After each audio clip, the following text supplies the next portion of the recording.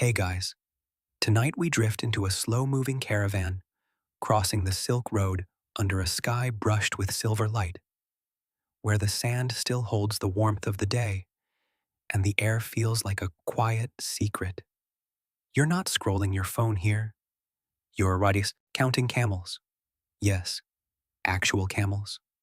Long-lashed, softly grumbling, occasionally judgmental camels. And honestly, you probably wouldn't survive one full day out here. Not because it's dangerous, but because you'd forget which camel you already counted and accidentally count the same one 12 times. It happens more often than you think. So, before you get comfortable, take a moment to like the video and subscribe, but only if you genuinely enjoy what I do here. And if you feel like it, drop a comment telling me where you are in the world and what time it is. There's something oddly comforting about knowing we're all drifting off together from different corners of the planet. Now, dim the lights, maybe turn on a fan for that soft background hum, and let's ease into tonight's journey together.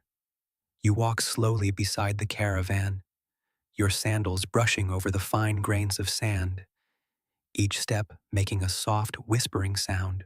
The camels move in a long, patient line, their padded feet landing with a dull, rhythmic thud that almost feels like a heartbeat. Someone ahead gently hums a tune you don't recognize, and somewhere behind you, a bell softly chimes, one of many tied around the camels' necks.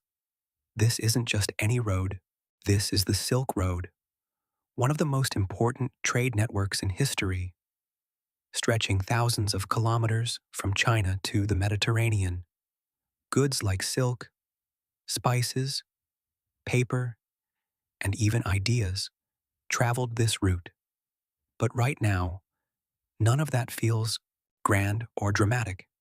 It just feels slow, quiet, almost sleepy. And your job tonight? Counting camels? You glance ahead. One camel, two camels, three camels. Wait, was that the same camel as before? They all look surprisingly similar in the moonlight, like a lineup of slightly annoyed pillows with legs.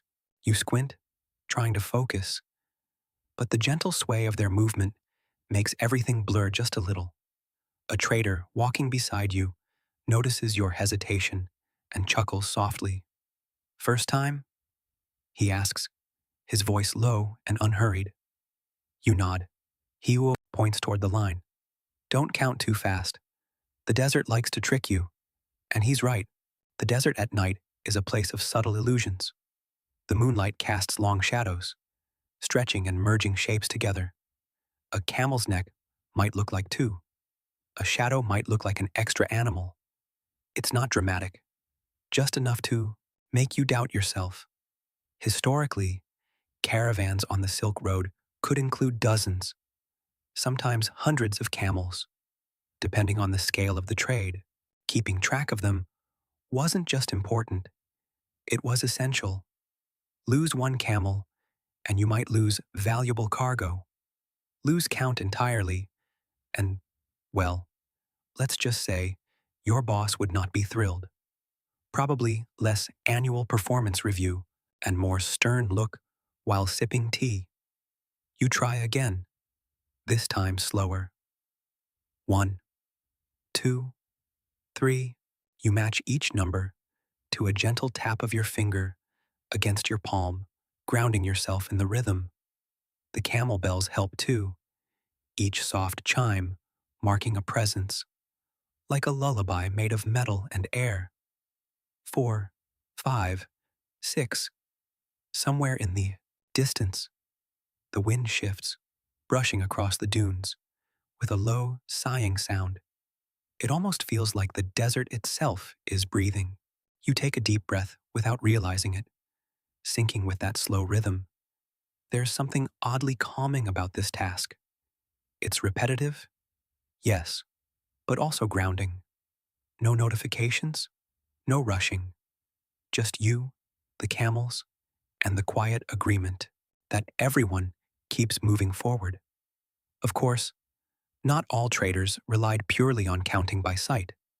Some used simple systems, like grouping camels in sets of 10, or remembering them in clusters based on markings or loads. A camel carrying silk bundles might be mentally grouped with others carrying similar goods.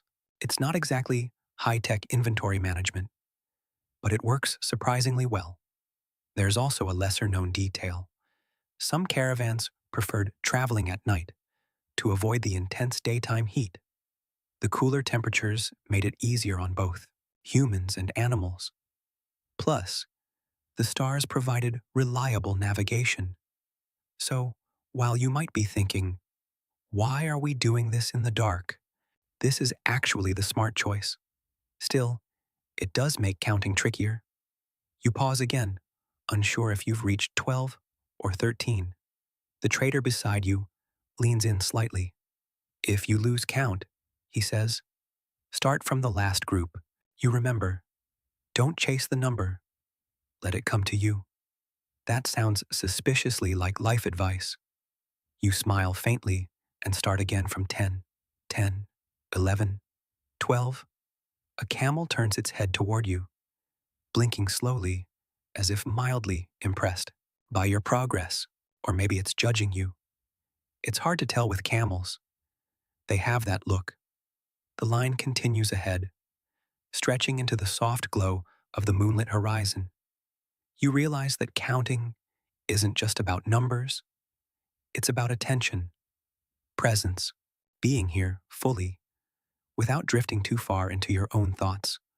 Although, to be fair, drifting is kind of inevitable. Your mind wanders. You wonder what's inside the bundles strapped to the camels' backs. Silk, maybe. Spices. Perhaps even paper. One of the great innovations that spread along these very routes. And then you wonder if any ancient trader ever accidentally counted a sack of spices as a camel. It sounds ridiculous, but after a long day and a dim night, anything is possible. Historians still debate the exact methods used for managing large caravans, especially when records are scarce or inconsistent. Some suggest that oral memory played a bigger role than we realize, while others believe simple tally systems were more common. Either way, here you are, doing it the old-fashioned way. You reach 20. You didn't even notice when it happened. The rhythm has settled into you now, like a quiet song. The bells, the footsteps, the soft wind, it all blends together. Even the camels seem calmer, their movements steady and unhurried. You glance back down the line, just to be sure. No obvious gaps, no extra shadows pretending to be camels. Everything seems in order for now. The trader gives you a small nod, as if to say, not bad. You feel a tiny spark of pride, not the loud celebratory kind, just a quiet satisfaction, like finishing a simple task well. And as you continue walking, counting, breathing, you begin to understand something subtle about this journey. It's not about getting somewhere quickly, it's about moving steadily, noticing the small things, and trusting the rhythm to carry you forward, even if, occasionally, you accidentally count the same camel twice, which, let's be honest, you probably will again. And that's okay, because out here, under the moonlight, with the desert stretching endlessly around you, perfection isn't the goal. Presence is, and right now, you're exactly where you need to be. You keep walking, the rhythm from earlier still gently humming through your body, like you've somehow synced yourself to the pace of the caravan without even trying. The sand beneath your feet has cooled now, no longer holding the day's heat, and each step feels softer, almost like stepping on a memory that doesn't quite want to wake up. The camels continue their steady procession ahead of you, their shapes outlined in silver-blue moonlight. You've stopped trying to rush the counting. That was your first mistake. Now, You let each number arrive slowly, as if it's choosing you instead of the other way around. 21, 22. But then something shifts. You notice the shadows. Each camel casts a long, stretched silhouette across the sand, exaggerated by the low angle of the moon, and suddenly, the neat line of animals doubles. Real camels in front of you, shadow camels trailing beside them like quiet companions. It's subtle at first, but the more you look, the more it plays tricks on your eyes. 23, 24, 20. Wait, was that two camels? Or one with a particularly confident shadow? You blink, and for a moment, you genuinely consider counting the shadows too, which, to be fair, would dramatically improve your total, but also probably ruin the entire system. Imagine reporting back, "Good news, we have 60 camels." And your supervisor replies, "We left with 30. A soft chuckle escapes you. A trader, walking slightly ahead, slows down and gestures toward the ground. "Don't trust the shadows," he murmurs. "They're storytellers." That's a surprisingly poetic warning for someone who probably just wants accurate livestock numbers. Still, he's right. The desert at night is famous for its gentle illusions. Not the dramatic mirages you might imagine during the day, but quieter distortions. Shadows stretch, overlap, merge. A single camel's legs might cast multiple lines that look like separate figures, and when the wind brushes across the sand, those shadows seem to ripple as if they're alive. Historically, travelers along the Silk Road often relied on moonlight during night journeys, especially when crossing open desert stretches. It provided enough visibility without the harshness of the sun, but it also came with challenges, like this one. Counting moving animals in shifting light is not ideal. You slow your pace just a little, letting the caravan move naturally while you observe more carefully. 23. That's definitely one. 24. Also one. You begin focusing, not on the whole shape, but on specific details. The curve of a neck, the sway of a load, the soft flick of an ear. Shadows may exaggerate, but they rarely copy the finer movements perfectly. It's like trying to recognize someone in a crowd by the way they walk, not just how they look. And strangely enough, it works. 25, 26. The bells help. Again, each camel carries a slightly different tone, some deeper, some higher, some almost hesitant, as if they're not entirely committed to the idea of ringing. When you pair the sound with the movement, it becomes easier to separate real from illusion. Although one bell sounds suspiciously like it's clearing its throat, you glance over and spot the culprit, a camel with a slightly crooked bell that produces a soft, uneven clink. It's oddly charming, like a musical instrument that refuses to be perfectly tuned. You mentally label it Crooked Bell Camel. Congratulations, you've just started naming inventory. This is how it begins. Before long, you'll have slightly taller than average camel, camel with that look, and of course, definitely judging you camel. It's not official, but it helps. Memory becomes easier when it's attached to something human, or at least something vaguely expressive.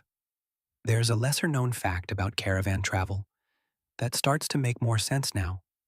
Experienced traders often relied on familiarity rather than strict counting alone. They recognized their animals by markings, behavior, even personality. A camel that tended to lag behind, or one that always tried to nibble on passing shrubs, became part of a mental map. It's not written down, it's just known. You try applying that idea. 27. That's Crooked Bell Camel again. Wait. No. You pause. You just counted Crooked Bell Camel twice. You let out a quiet breath, somewhere between a sigh and a laugh. So much for your advanced identification system. The camel, for what it's worth, seems completely unbothered by your mistake. Start from the last certain number, you remind yourself, echoing the advice from earlier. 26 was solid, so you begin again. 27, 28. The wind picks up slightly, brushing against your clothing and carrying with it the faint scent of something earthy, maybe dried grass or distant vegetation. It's subtle, but enough to remind you that somewhere out there, beyond the dunes, there are oases, places where this endless sand gives way to water and shade. But for now, it's just you, the caravan, and the slow, patient act of counting. There's something almost meditative about it. Modern life rarely gives you this kind of repetition without interruption. Imagine trying to count anything today. Your phone would buzz by number 4, you'd check a message by number 7, and by number 10, you'd forget what you were doing entirely and somehow end up watching a video about bread-making techniques in 14th century France. Out here, there's none of that. Just numbers and shadows and the occasional camel giving you a look that says, "You had one job. You reached 30. This time, you're sure of it." You glance back along the line again, scanning for gaps or inconsistencies. The shadows still dance beside the camels, stretching and bending with the terrain, but they no longer confuse you the way they did before. You've adjusted, adapted. It's a small victory, but a satisfying one. The trader who spoke earlier glances over his shoulder. "Better," he says quietly. You nod. There's a pause, filled only by the soft sounds of movement, the shifting sand, the low breathing of animals, the faint chime of bells. Then he adds, almost as an afterthought, "Some say the shadows help you remember." You raise an eyebrow. He shrugs. Not everyone agrees. Of course they don't. Historians still debate many aspects of Silk Road travel, including how much of it relied on structured systems versus intuition and experience. The truth is probably somewhere in between, a blend of practical methods and human adaptation. But the idea is interesting. Shadows as memory, not distractions, but companions, echoes that reinforce what's real rather than distort it. You try looking at them differently now. Instead of ignoring the shadows, you let them follow alongside your count, not as separate entities, but as extensions, soft reminders of each camel's presence. It's subtle, but it adds a layer of rhythm, like a visual echo to the sound of the bells. 31, 32. Your steps slow even further, almost unconsciously. The night feels deeper now, quieter. The sky above is scattered with stars, steady and indifferent, watching over this slow-moving line of travelers. And you, somewhere in the middle of it all, are counting. Not perfectly, not flawlessly, but steadily. And then, out here, under the moonlight, that's more than enough. You continue forward, letting the numbers drift gently through your mind, each one landing softly, like a grain of sand settling into place. And for a moment, you forget about getting it. Exactly right. You just keep going. You continue forward, your steps now almost perfectly matched to the slow sway of the caravan, as if you've been walking this route for years instead of minutes. The counting hums quietly in the back of your mind, no longer something you force, but something that gently happens, like breathing or listening to distant rain. 33, 34. The shadows still stretch beside the camels, but they no longer confuse you the way they did before. Instead, they feel like soft companions, quietly doubling the rhythm of the journey. You've stopped fighting the desert's tricks. and started flowing with them. Ahead, the caravan begins to slow, not dramatically, just enough for you to notice a subtle tightening in the line. The bells cluster closer together, their tones overlapping into a gentle, uneven melody. Someone up front raises a hand, and the movement ripples backward like a quiet signal. You come to a gradual stop. The camels settle almost immediately, folding their long legs beneath them with a soft, practiced motion. It's surprisingly graceful for animals that look like they were designed by committee. One kneels, then another, until the entire line becomes a series of low, resting shapes scattered across the sand. You blink, and just like that, your neatly counted procession has turned into a very confusing pile of camels. Well, you murmur internally, this is going to be fun. A trader nearby lets out a quiet chuckle, as if he can hear your thoughts. He reaches into a small pouch tied at his waist and pulls out a length of cord. Along it are several knots, spaced unevenly. This is where things get interesting. He holds it up slightly so you can see. Counting doesn't stop when they sit, he says. It just changes. You lean in, curious. Knots. Simple, unassuming knots, tied into a piece of cord. No ink, no paper, no elaborate tools. Just loops and twists that hold memory in their shape. Historically, knot-based recording systems have been used in various cultures, most famously by the Inca with their quipu. Though along the Silk Road, simpler versions were sometimes used informally by traders, not as complex as official accounting systems, but practical enough for keeping track of goods, animals, or transactions. This trader's version is modest. Each knot represents a group, not necessarily a fixed number, but a remembered cluster. 10 camels here, 5 there, depending on how he organized them earlier. It's less about exact mathematics and more about structured memory. He gestures toward the resting camels. We tie before we stop, he explains, so we don't forget when they become this. You look out over the scene again. This is a scattered arrangement of soft shapes, some half hidden behind others, some facing away, some already dozing with their heads low. In the moonlight, it's nearly impossible to distinguish one from another without careful attention. Counting them now, individually, would be like trying to count clouds that have decided to sit down. You nod slowly, impressed. That's actually very clever, also slightly humbling, considering you were just starting to feel confident about your counting skills. The trader begins running his fingers along the cord, touching each knot lightly, as if reading a quiet story. His lips move, almost imperceptibly, matching each knot to a remembered group. You realize he's recounting, not by sight, but by memory, anchored in these small, tactile markers. You glance down at your own hands. No cord, no knots, just fingers, and a slightly fragile sense of confidence. Well, you think, guess we're doing this the hard way.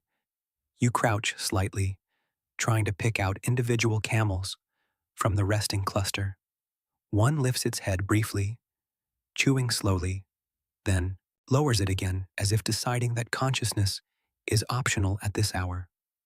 35? Maybe. You hesitate. Was that one camel? Or two overlapping?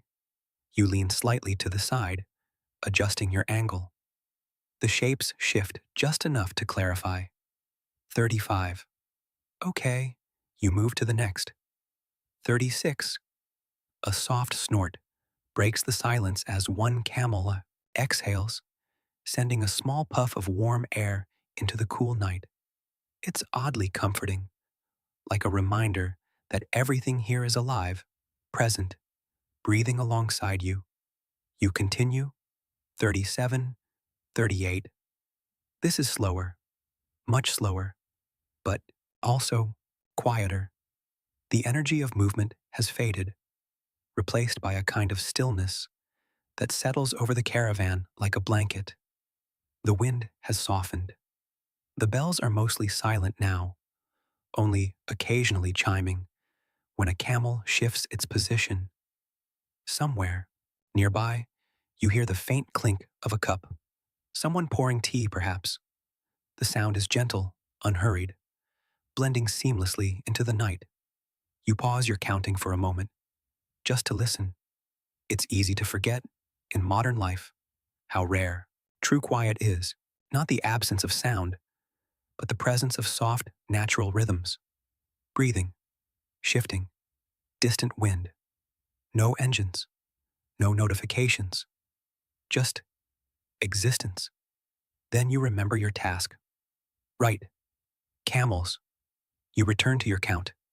39, 40. You feel a small sense of accomplishment reaching that number again. Even though it's technically just a continuation, still, it feels like crossing a threshold. The trader with the cord glances over. You'll lose count again, he says calmly. You blink. That's reassuring. He smiles faintly. It happens to everyone. There's no judgment in his tone, just quiet certainty, as if losing count isn't a failure, but part of the process. Historians still debate how accurate these informal counting methods were, especially during long journeys with frequent stops and variable conditions. Some argue that discrepancies were inevitable, while others suggest that experienced traders developed remarkably reliable systems through repetition and familiarity. Either way, the human element is always there, and humans, as it turns out, are very good at being slightly inconsistent.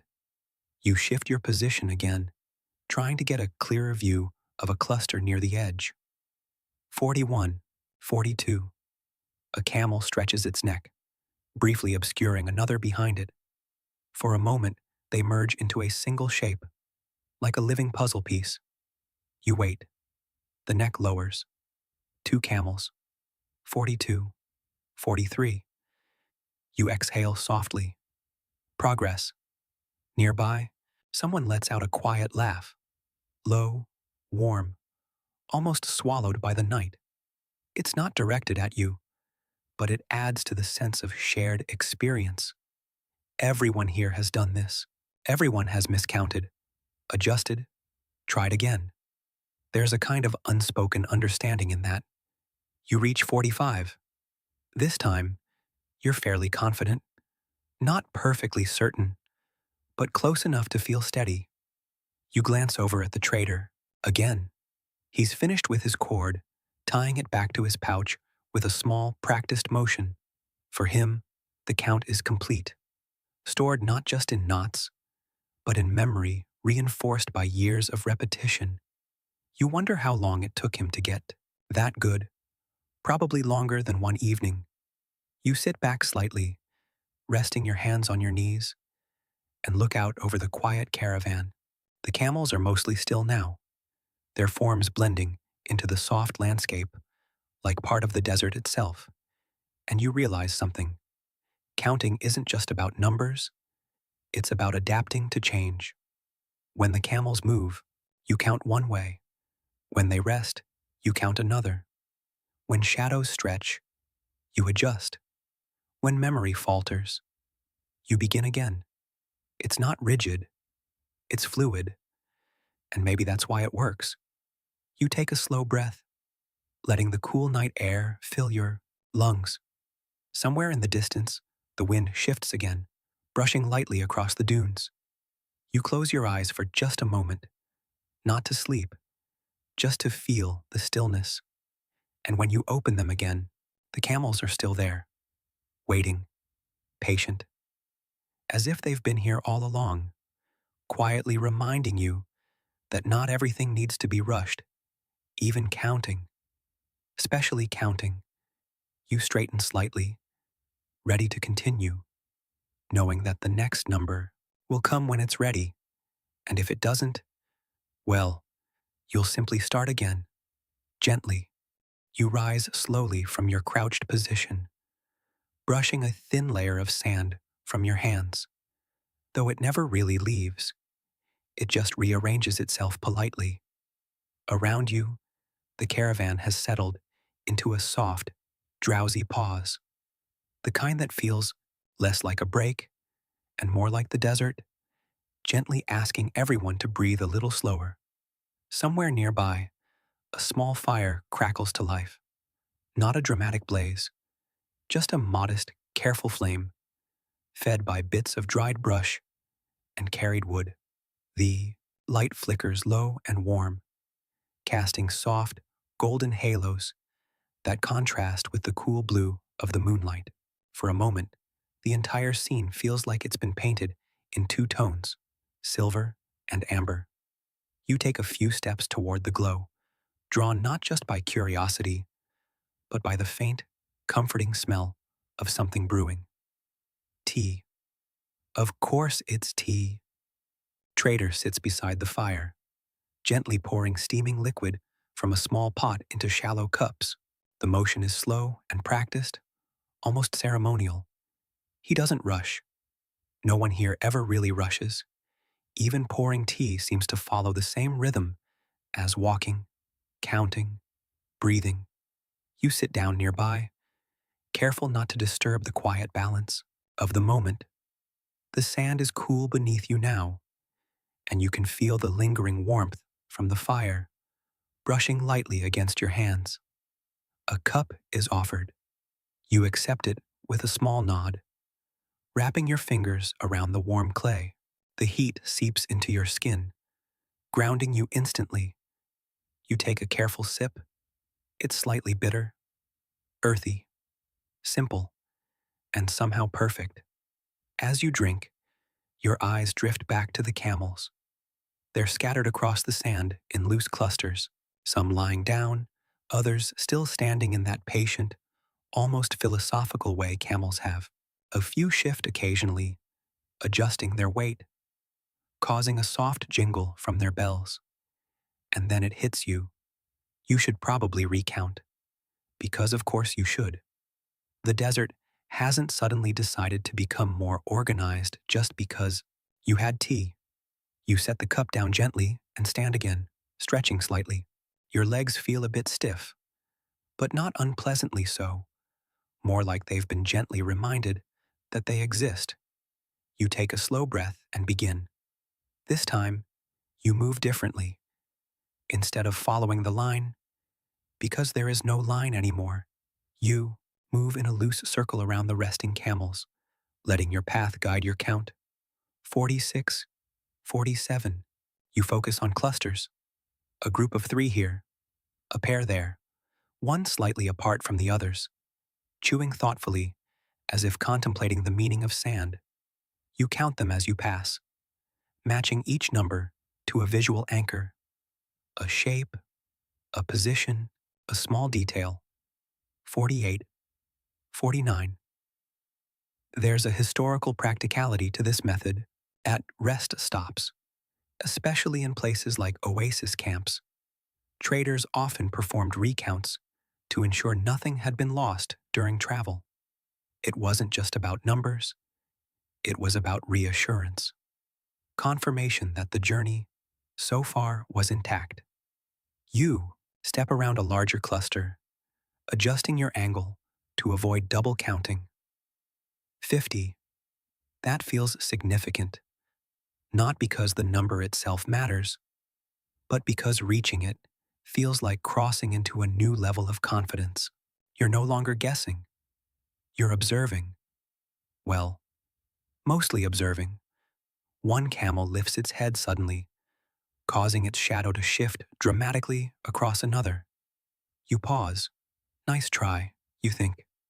You wait for the movement to settle, then continue. 51, 52. A trader across the fire glances up briefly, watching your slow circuit.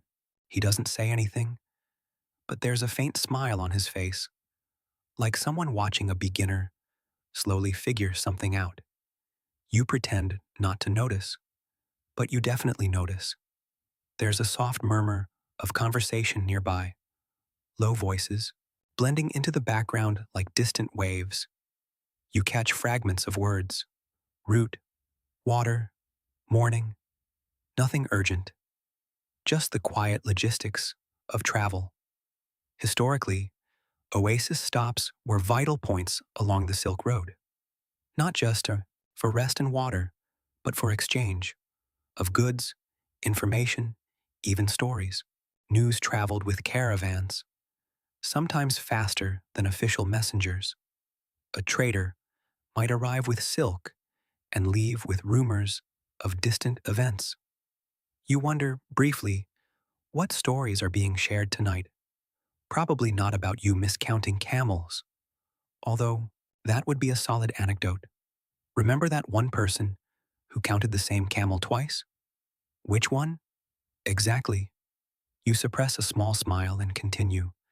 53, 54.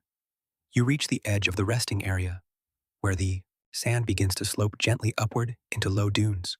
From here, you can see the entire caravan more clearly. A scattered constellation of shapes, each one quietly existing in its own space. It's oddly beautiful, not in a dramatic way, but in a calm, understated sense. Like everything is exactly where it needs to be, even if it doesn't look perfectly arranged. You turn and begin moving back toward the fire, completing your circle. 55, 56. You pause. That number feels off. You frown slightly, replaying the last few counts in your mind. Did you skip one or double count a cluster? You glance back over the area, trying to retrace your steps mentally. It's harder now, with the camels resting and overlapping, their shapes blending together in the soft light. This is where things get tricky, and this is where experience matters.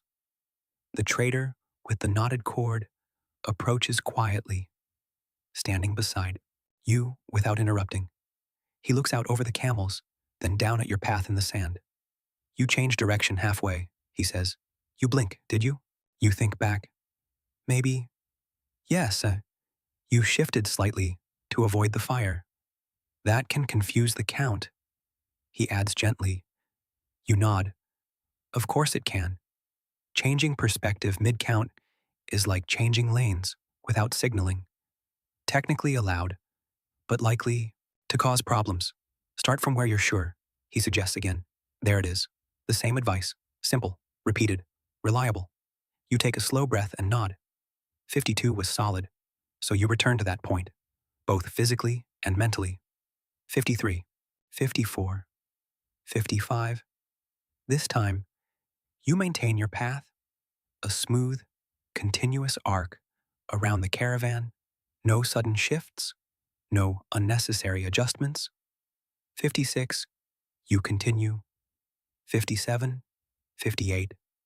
The numbers come easier now, not because the task has changed, but because your approach has. You're not rushing, you're not overthinking, you're just moving, counting, observing. 59, 60. You stop. That feels right. You don't know exactly why, but it settles in your mind with a quiet sense of certainty. The trader beside you nods slightly, as if he agrees. Good, he says. Not perfect, not exact, just good. And out here, that's enough. You return to the fire, picking up your cup again. The tea has cooled slightly, but it's still warm enough to be comforting. You take another sip, letting the flavor settle. Around you, the caravan remains still. The camels rest. The traders speak softly. The fire flickers, and above it all, the moon continues its slow, silent journey across the sky. You lean back slightly, resting your hands behind you, and let your gaze drift upward. For a moment, you forget about counting, about numbers, about keeping track. You just exist. Here, now. in this quiet pause between movement and rest. And as the night deepens, you realize something simple but steady. Counting the camels isn't just a task, it's a way of staying present, of noticing, of being part of the slow rhythm of the journey, even when you lose count, even when you have to start again. Especially then, because out here, under the soft glow of firelight and moonlight, there's no rush to get it exactly right, only a gentle invitation to keep going, one number at a time. You sit there a little longer than you intended, the warmth of the tea settling into your hands and then slowly into your shoulders, as if the heat knows exactly where you've been holding tension. The fire crackles softly, occasionally popping in a way that feels almost polite, like it's apologizing for making noise. Around you, the quiet routines of the caravan continue. Someone adjusts a bundle. Another trader checks a strap, tugging it twice with a small practiced motion. A camel sighs. Yes, sighs. You didn't know camels could sound so emotionally exhausted. But here we are. You take another sip of tea and glance down at the sand near your feet.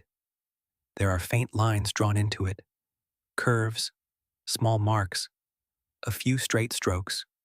At first, they look random, like idle doodling, but then you notice a pattern. Short lines grouped together, longer lines crossing them, tiny symbols you don't quite recognize. You lean closer. It's not doodling, it's counting. A trader kneels nearby, using a thin stick to draw into the sand with slow, deliberate movements. He adds a line, pauses, then gently smooths part of it away with the side of his hand, adjusting the pattern. You watch quietly, not wanting to interrupt whatever quiet system is unfolding. This is something new, or rather, something very old, sand. As a ledger, before paper became widely available across all regions of the Silk Road, traders often relied on temporary surfaces, wax tablets, cloth, wood, and yes, even sand, to keep track of numbers and transactions. It wasn't permanent, but it didn't need to be. It just had to last long enough to serve its purpose. And right now, this is serving its purpose beautifully. The trader glances up and notices your interest. He gestures lightly toward the markings. You count two, he asks. You nod, trying. Two. He smiles faintly, the kind of smile that suggests he's seen many people try before. He taps the sand with the stick. Lines are groups, he explains. 5, 10, depends on what you decide first. You look closer. Indeed, the shorter lines seem to cluster in small sets. 5, perhaps. Then a longer line crosses them, maybe marking a larger group. It's simple, flexible, and surprisingly elegant. No complicated symbols, no strict rules, just agreement and memory working together. You realize something quietly important. Every trader here might count slightly differently. Some use knots, some use memory, some use sand, and somehow it all works. Historians still debate how standardized these methods were across different regions of the Silk Road. Some believe there were shared conventions, especially in larger trading hubs, while others argue that most systems were highly personal, adapted to the individual's habits and needs. Looking at this scene, the second option feels more likely, because this doesn't look standardized. It looks human. You shift slightly closer, careful not to disturb the existing markings. The trader continues drawing, adding another line, then pausing to look out at the camels, as if cross-checking the visual count with what's in the sand. You follow, his gaze. The camels are still resting, their forms softly illuminated by the firelight and moonlight combined. Some are barely moving now, fully settled into sleep. Others remain upright, their silhouettes steady and calm. You decide to try the sand method yourself. Carefully, you reach for a small stick lying nearby. It feels light in your hand, almost insignificant. But as you bring it down to the sand, you realize how much intention it carries. You draw a short line. That's one group. You pause. Now you need to decide. What does that line represent? 5 camels? 10? You think back to your last confident count. 60. That's your anchor. You nod to yourself and begin. One line for 5. You draw 5 short lines, then a longer one crossing them. That's 5. You repeat. Another set. 10. The act of drawing slows your thinking in a good way. Each mark feels deliberate, connected to something real. You're not just holding numbers in your head anymore. You're placing them into the world, even if only temporarily. 15. 20. The trader beside you watches quietly, not correcting, not interfering, just observing. You continue. 25. 30. There's something oddly satisfying about it. The texture of the sand, the soft resistance as the stick moves through it, the visual clarity of the lines forming patterns. It all adds a layer of calm focus. Also, you realize it's much harder to accidentally count the same camel twice when you're physically marking progress, unless, of course, you forget what your lines mean, which is a possibility. You glance down at your markings. Wait, you think. Was that last group 5 or 10? You freeze. The trader raises an eyebrow as if he can sense the moment of doubt. You look at your lines again. They seem confident, very confident. Unfortunately, you are less so. You let out a quiet breath, somewhere between amusement and mild concern. This is how ancient accounting errors happen, you think. The trader chuckles softly, clearly understanding the situation without needing words. Decide once, he says gently.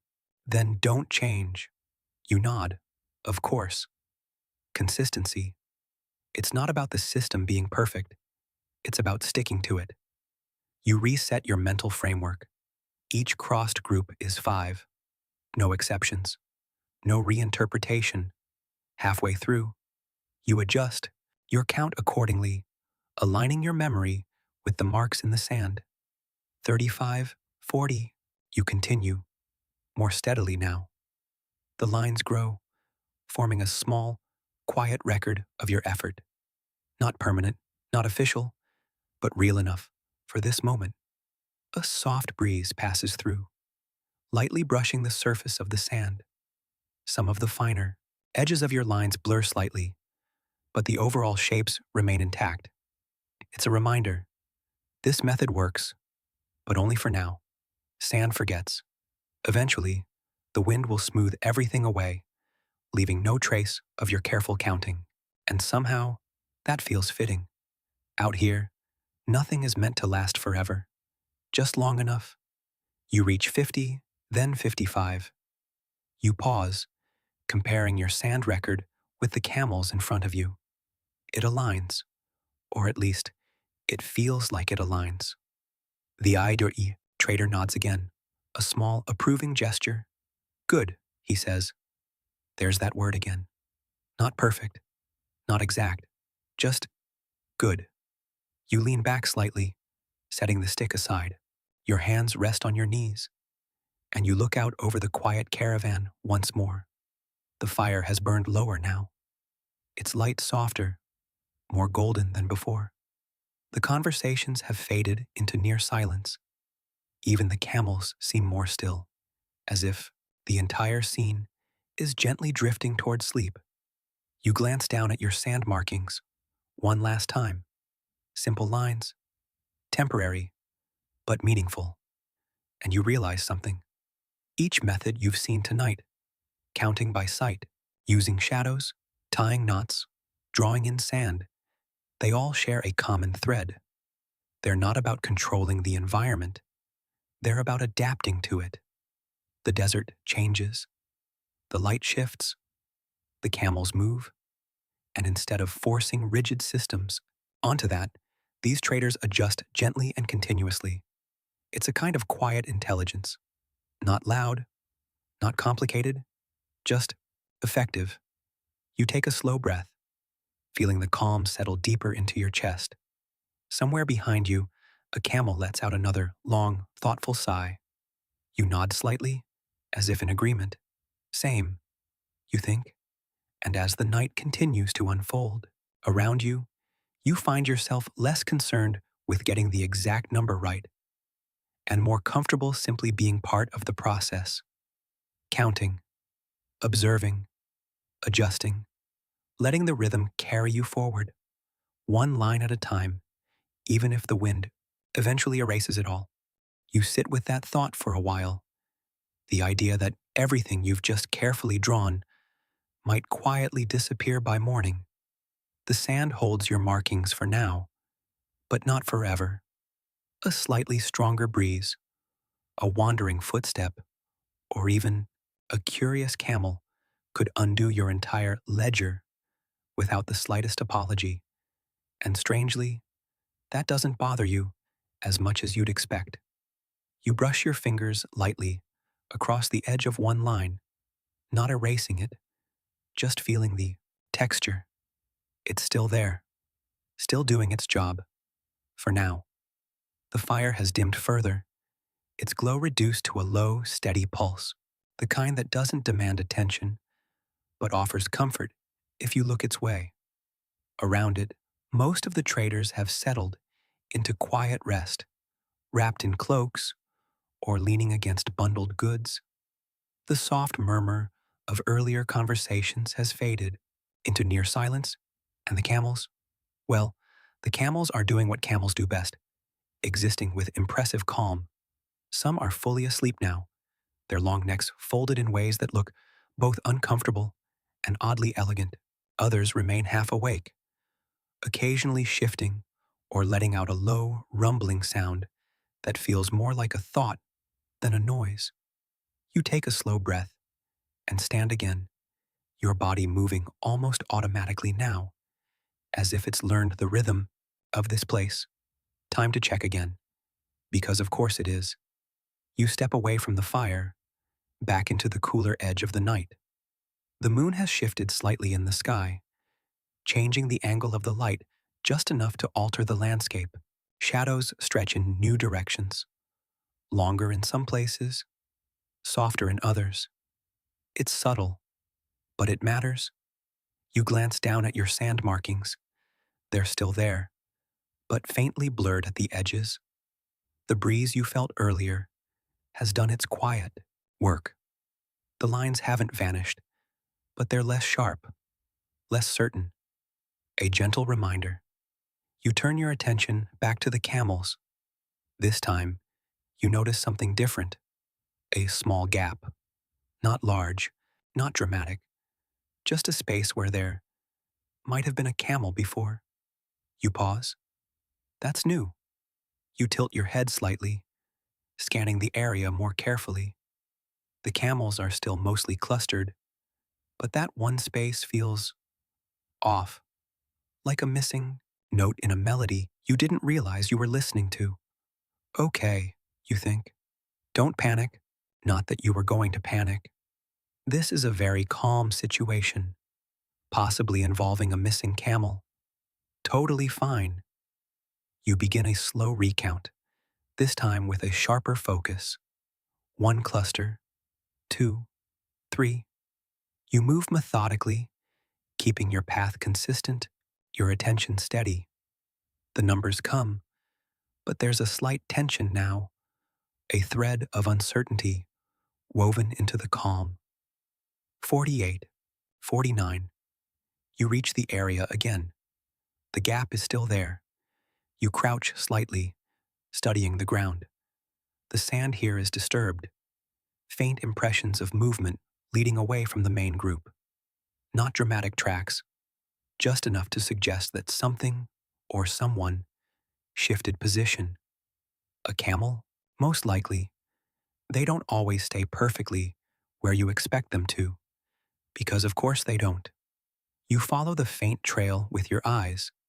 It leads slightly away from the main cluster toward a darker patch of sand near a low dune.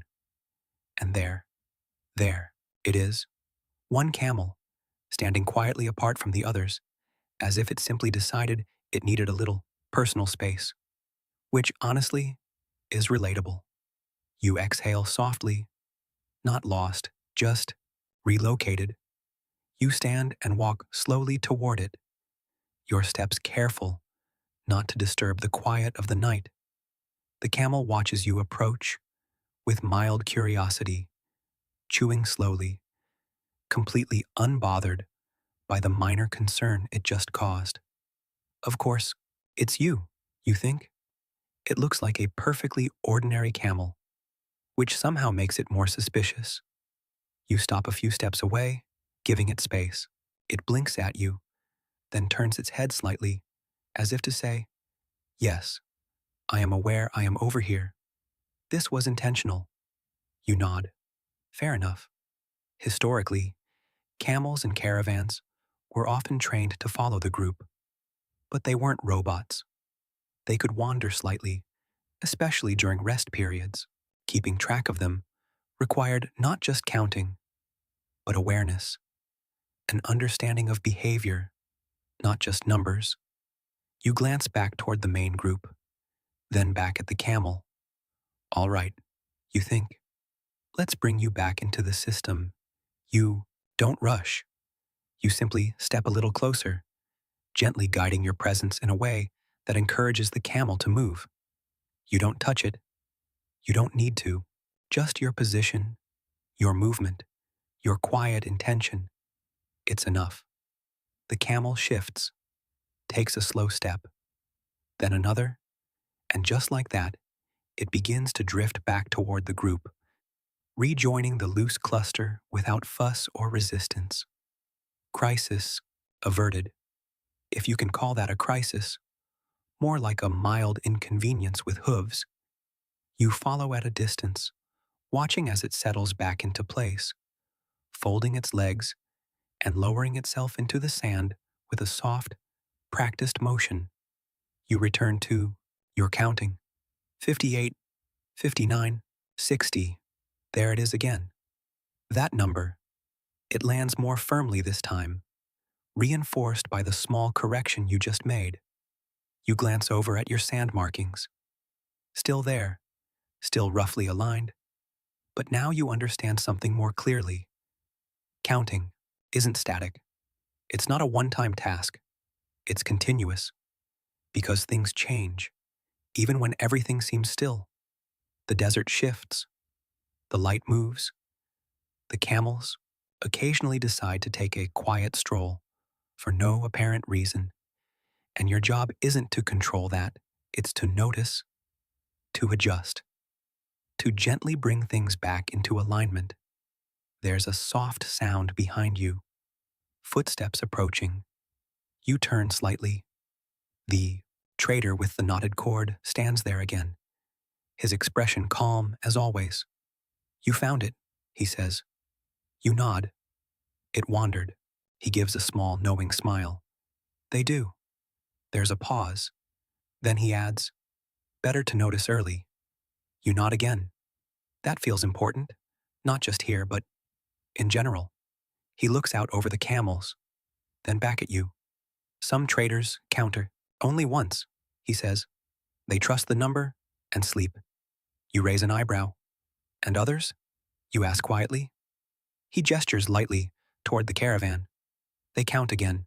You glance down at your sand markings, then back at the camels, then at the faint trail that led to the wandering one. You understand? This isn't about distrust. It's about care, about paying attention, even when things seem settled.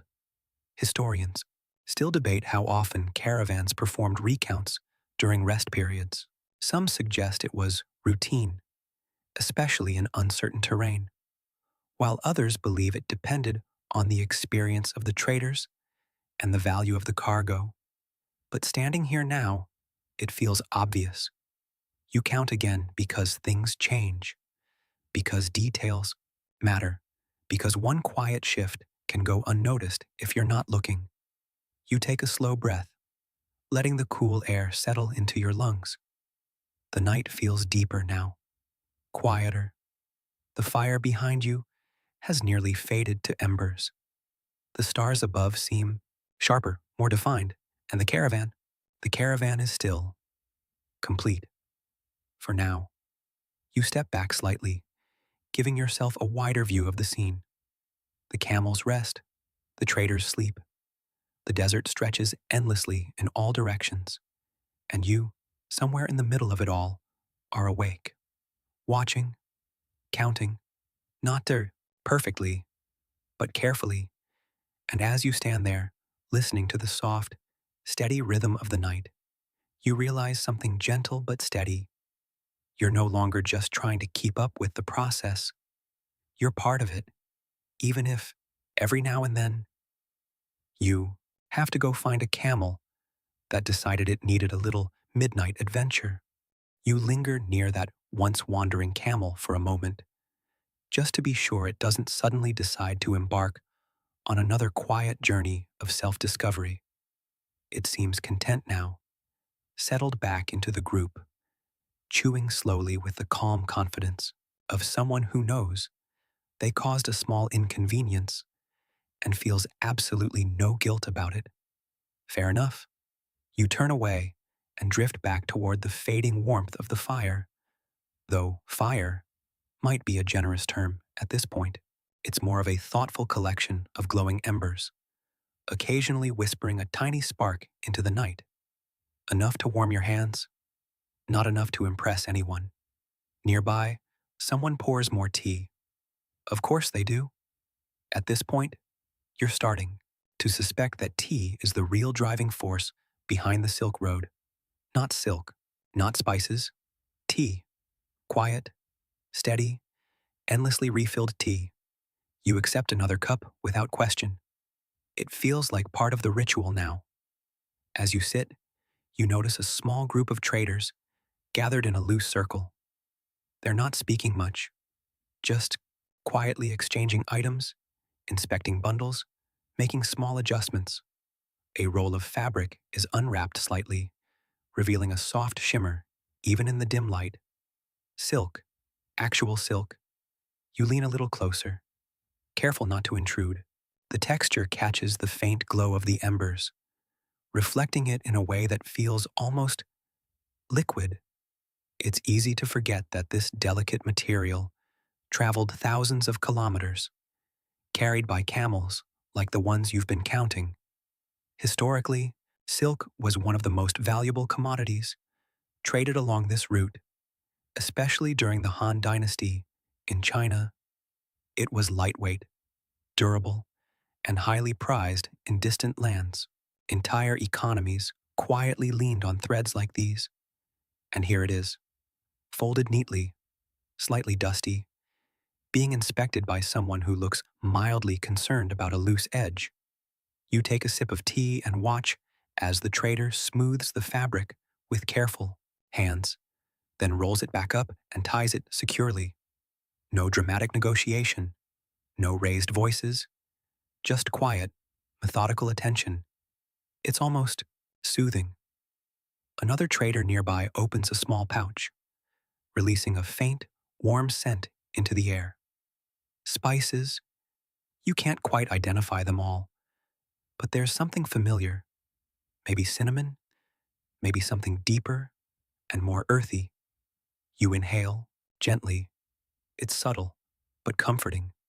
And then, almost without thinking, you realize something. Counting isn't just about camels. It's about everything. Bundles, pouches, cups, movements. Every item here is part of a larger balance, and every trader is quietly keeping track in their own way. Not obsessively, not rigidly, just attentively. You glance down at your tea. One cup still accounted for. Good. You shift slightly, stretching your legs out in front of you. The sand is cool, the night air even cooler now. The warmth from the tea contrasts gently against it, creating a kind of balance that feels just right. Across the circle, one of the traders begins arranging small stones on the ground. You tilt your head. That's new. He places them in a line. 1, 2, 3. Then pauses, adjusts their spacing, and adds another. Each stone is similar in size, but not identical. Some are smoother, others slightly rough. You watch, curious. He notices and gestures lightly toward them. Another way, he says simply, "Of course it is. Stones as counters. It makes sense. Portable, visible, easy to rearrange. You don't need to draw or tie anything. Just place and move." You lean in slightly, observing the pattern.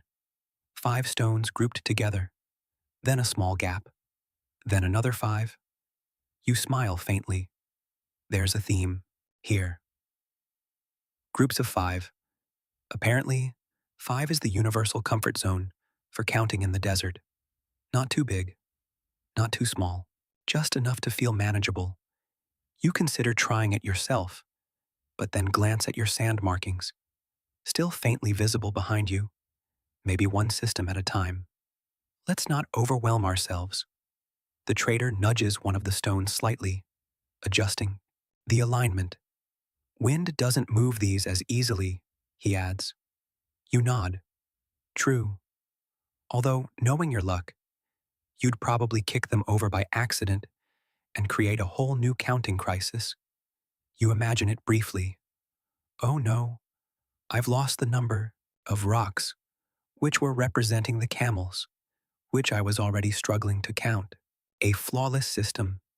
You suppress a quiet laugh. The group continues their gentle work, each person absorbed in their own small tasks.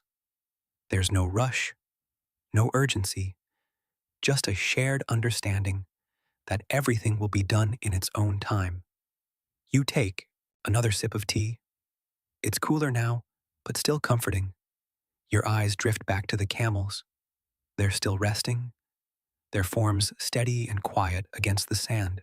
The one that wandered earlier hasn't moved again, which feels like a small but meaningful victory. You nod slightly in its direction. Thank you for your cooperation, you think. It does not respond. Typical. A soft breeze passes through, carrying, with it, the faint scent of spices and something else, perhaps distant vegetation or the memory of it. It brushes against your face, cool and gentle, like the desert itself is checking in. You close your eyes for a moment. Just a moment. The sounds around you soften further.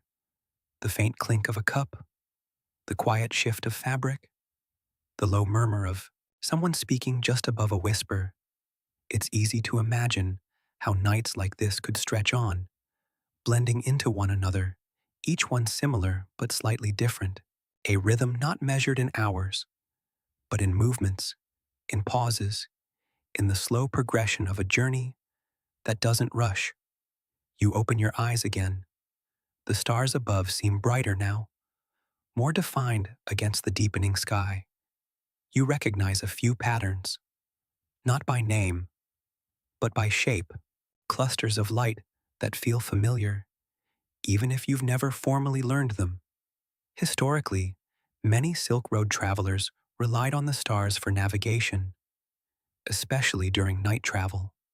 Certain constellations served as guides, helping caravans maintain direction across vast, featureless landscapes. You wonder how long it took to learn that skill, probably longer than it took you to miscount 30 camels. But still, you look up, tracing a line between a few brighter stars, imagining how they might point the way forward. Then you look back down, because right now, your job isn't to navigate, it's to count. Again. Of course it is. You set your cup aside and stand, brushing a bit of sand from your clothing. The movement feels natural now, almost expected. Like this cycle, rest, observe, count. Adjust is simply how things are done. You take a slow breath and begin walking. This time, you combine what you've learned. You move in a steady path, keeping your direction consistent. You count in groups, mentally marking clusters. You glance occasionally at your sand lines, using them as a soft reference. You listen to the bells, letting their tones anchor your awareness, and you stay present. 61, 62. Wait, you pause. 61? That's new. You frown slightly. Did you miss one earlier? Or is this a double count? You glance back over your path, trying to identify where the extra number might have come from.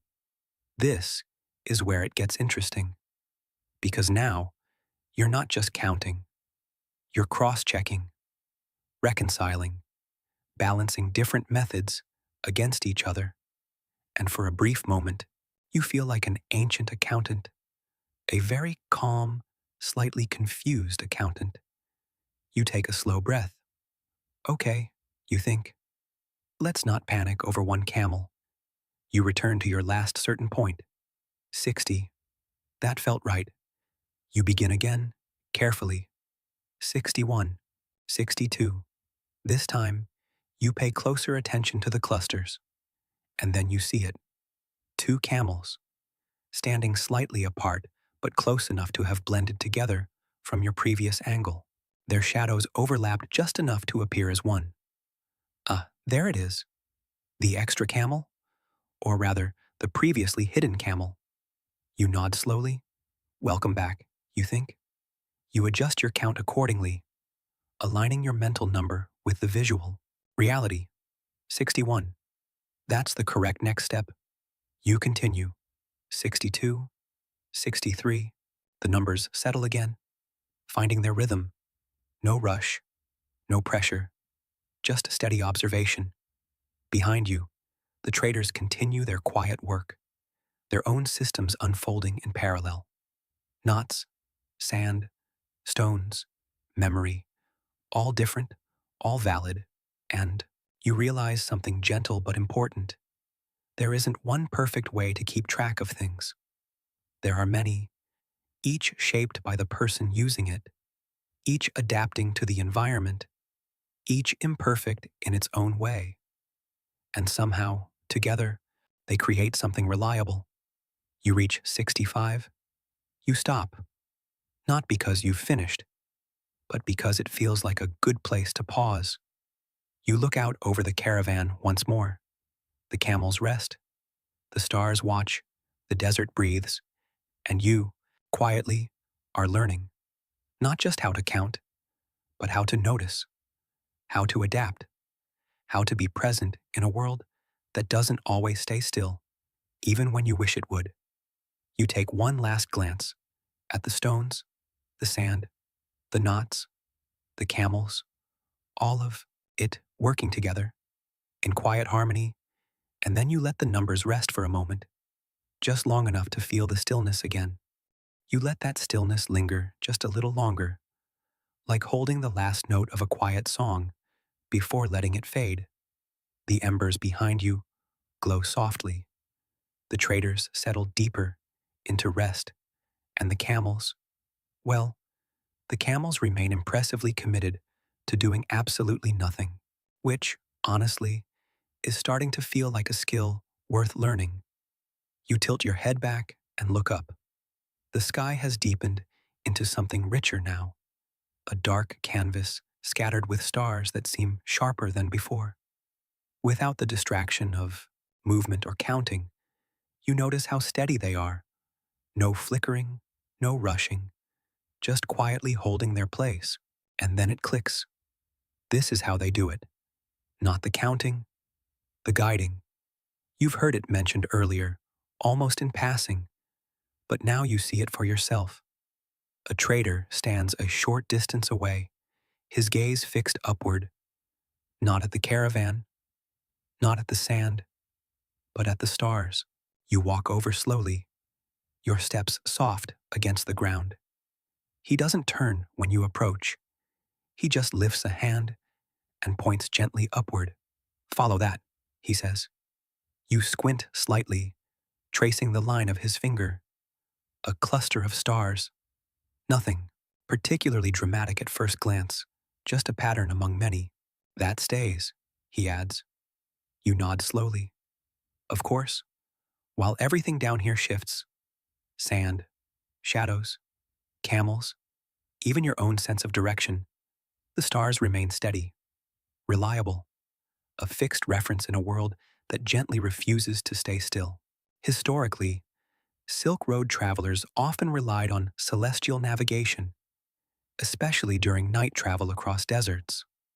The North Star, in particular, served as a consistent guide in the Northern Hemisphere, helping caravans maintain direction over long distances. You try to find it, there, slightly brighter, steady, not twinkling as much as the others. You focus on it, and for a moment, everything else fades. No counting, no sand, no wandering camels with independent personalities, just a single point of light, quietly holding its place. You take a slow breath. It's oddly calming. The trader lowers his hand. When you lose your place, he says, look up. You smile faintly. That applies to more than just directions, doesn't it? He doesn't respond, but you get the feeling he agrees. You glance back at the caravan.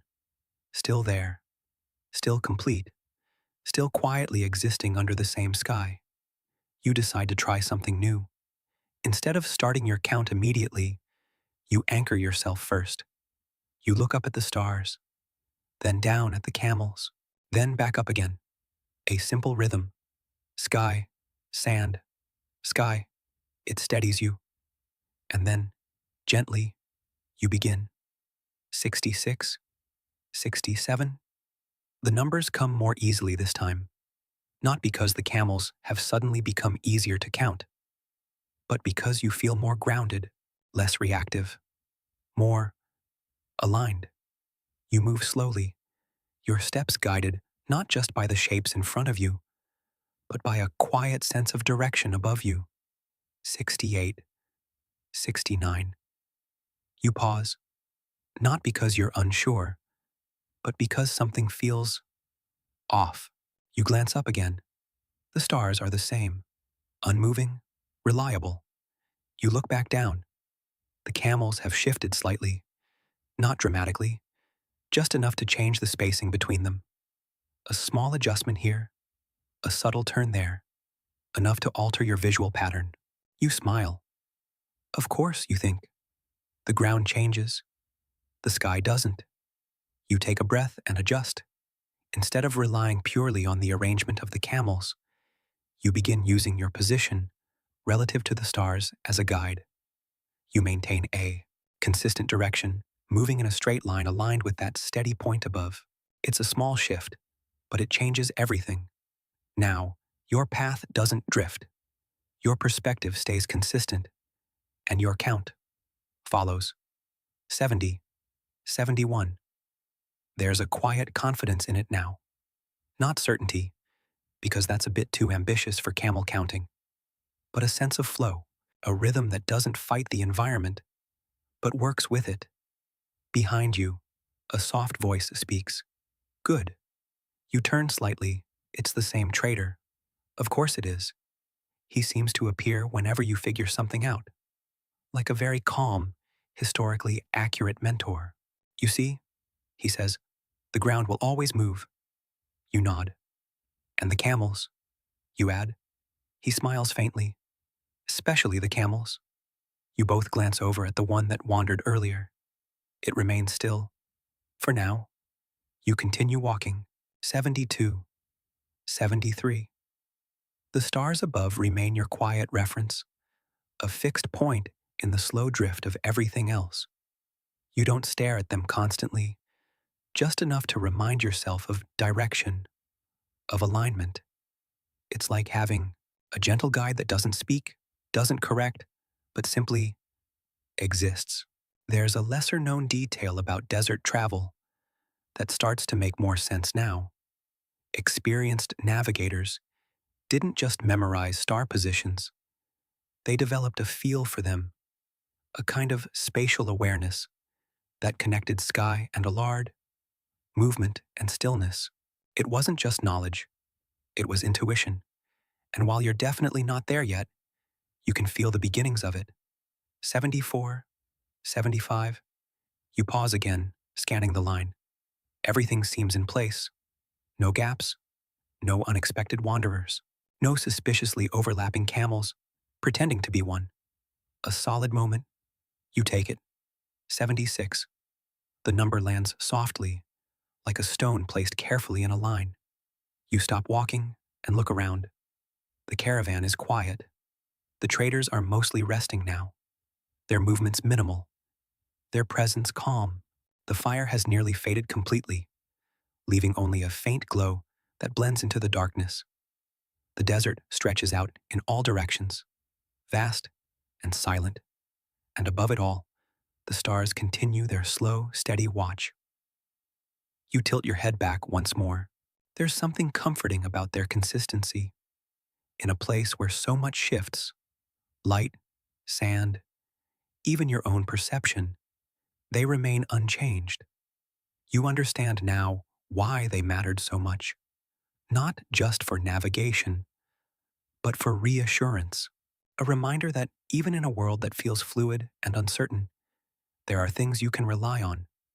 You lower your gaze, back to the camels, back to the count. 77, 78. Your voice is almost silent now. The numbers barely more than thoughts. You don't need to say them out loud. They settle into your mind naturally, each one finding its place without effort. You move through the caravan with quiet confidence, your path steady, your awareness broad, but focused. 79, 80. You stop. 80. That feels complete. You don't know if it's exact, but it feels right. And out here, that feeling carries weight. The trader steps beside you again, looking out over the camels. He nods. Good, he says. There it is. That word again. Simple, uncomplicated, enough. You take a slow breath, letting the cool air fill your lungs. You glance up at the stars one more time, then back down at the caravan. Sky, sand, sky. Everything in quiet balance. And you realize something gentle, something that settles deep and steady.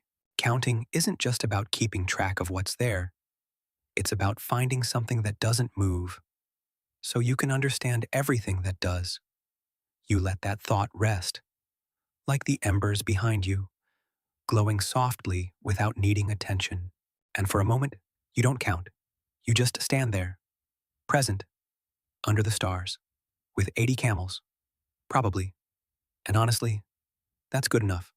You stand there a little longer, with that quiet sense of probably, letting it settle like the last sip of tea that's just warm enough to be comforting, but not hot enough to demand attention. 80 camels, maybe. It feels right. And out, here, that feeling seems to matter almost as much as certainty. Almost. A faint shift in the air nudges you forward again. Not wind exactly, more like the desert reminding you that stillness is temporary, even when it feels complete. Behind you, a low voice calls out, not loud, just enough. A signal.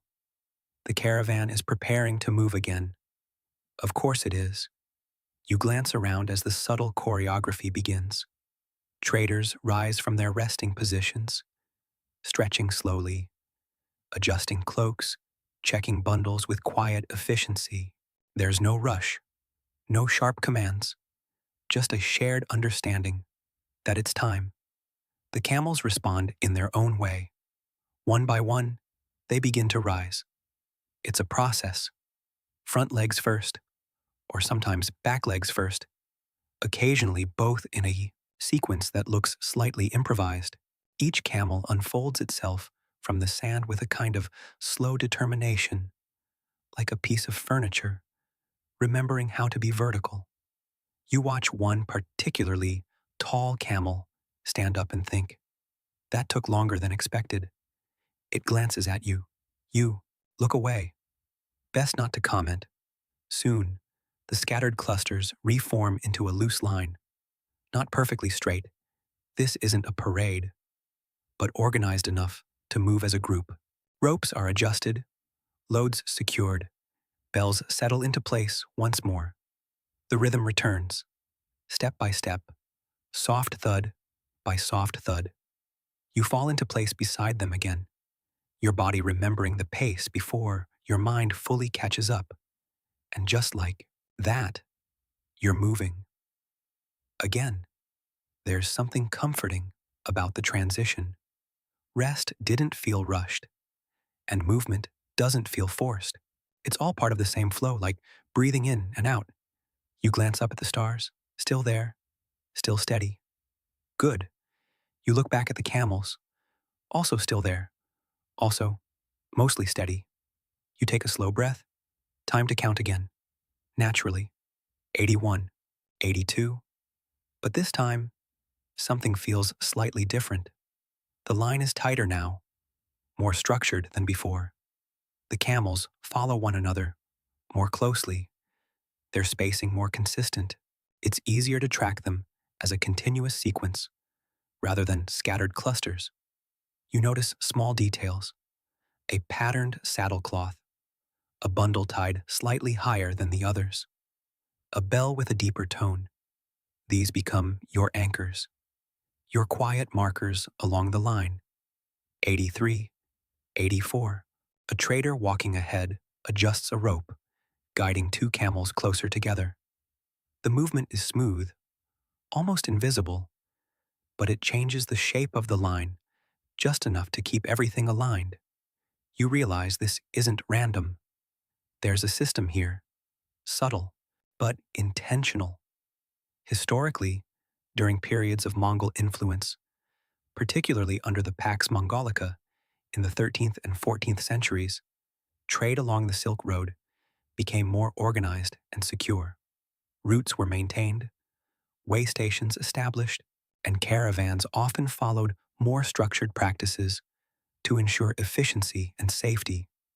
You're not exactly in a Mongol-managed caravan right now, but you can feel echoes of that organization, a quiet discipline, a shared rhythm.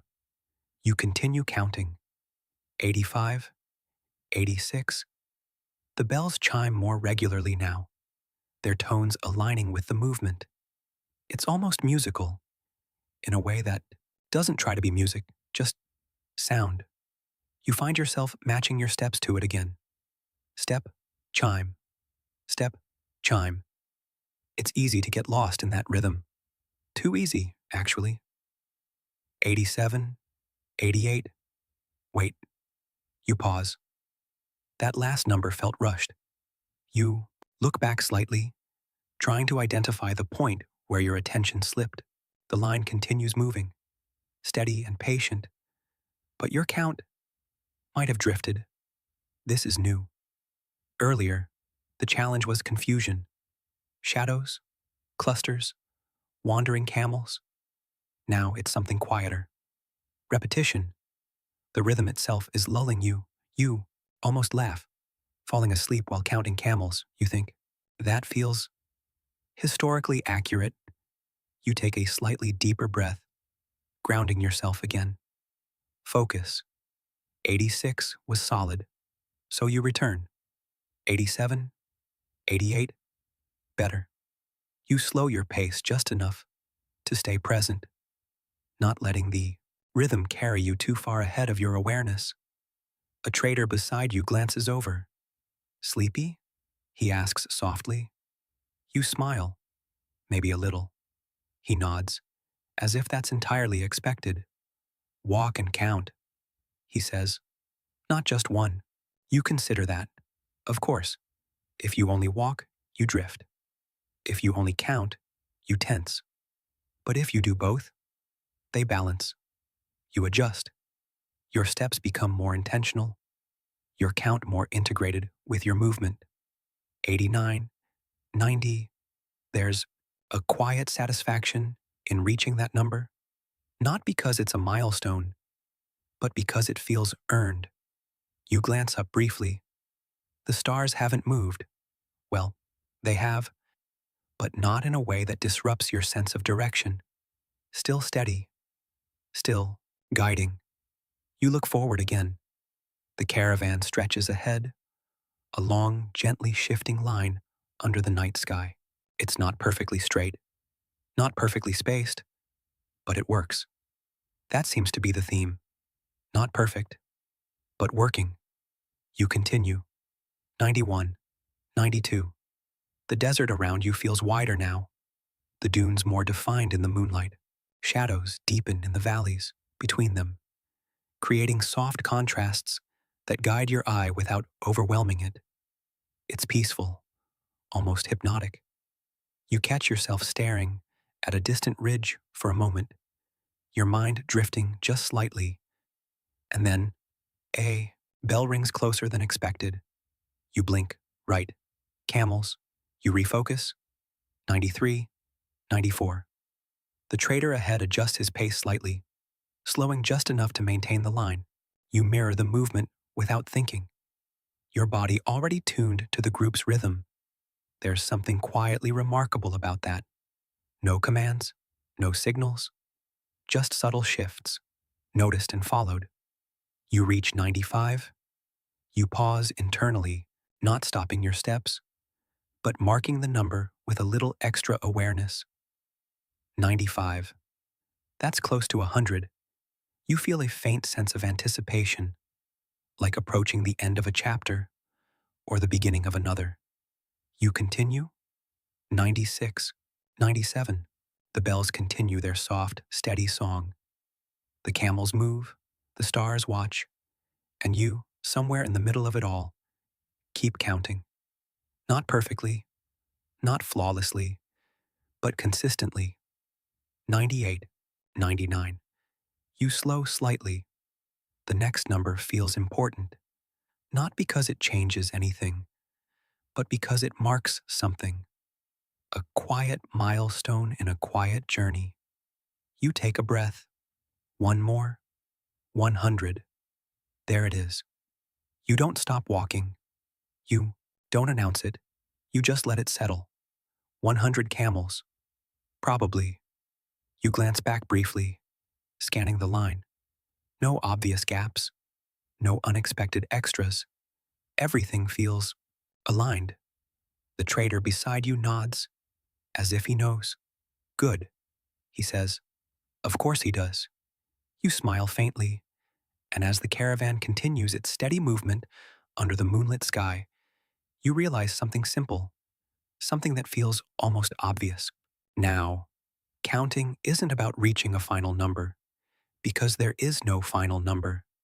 It's about staying with the process, step by step, camel by camel, breath by breath, even when the rhythm tries to lull you to sleep.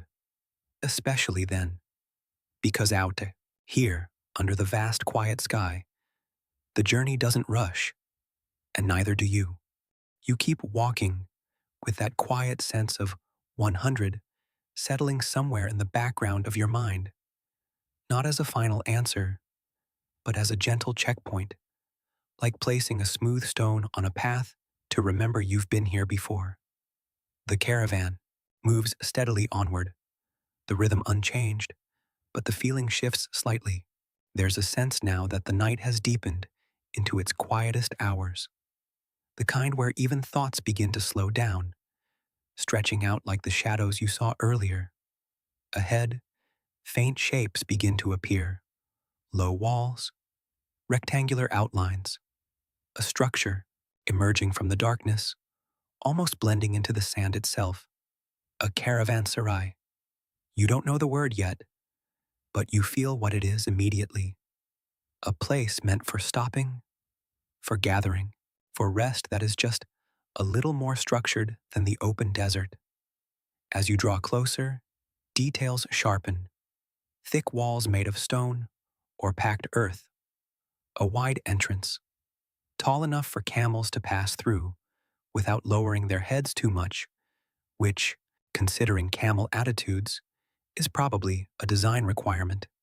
Inside, a large open courtyard, quiet, still waiting.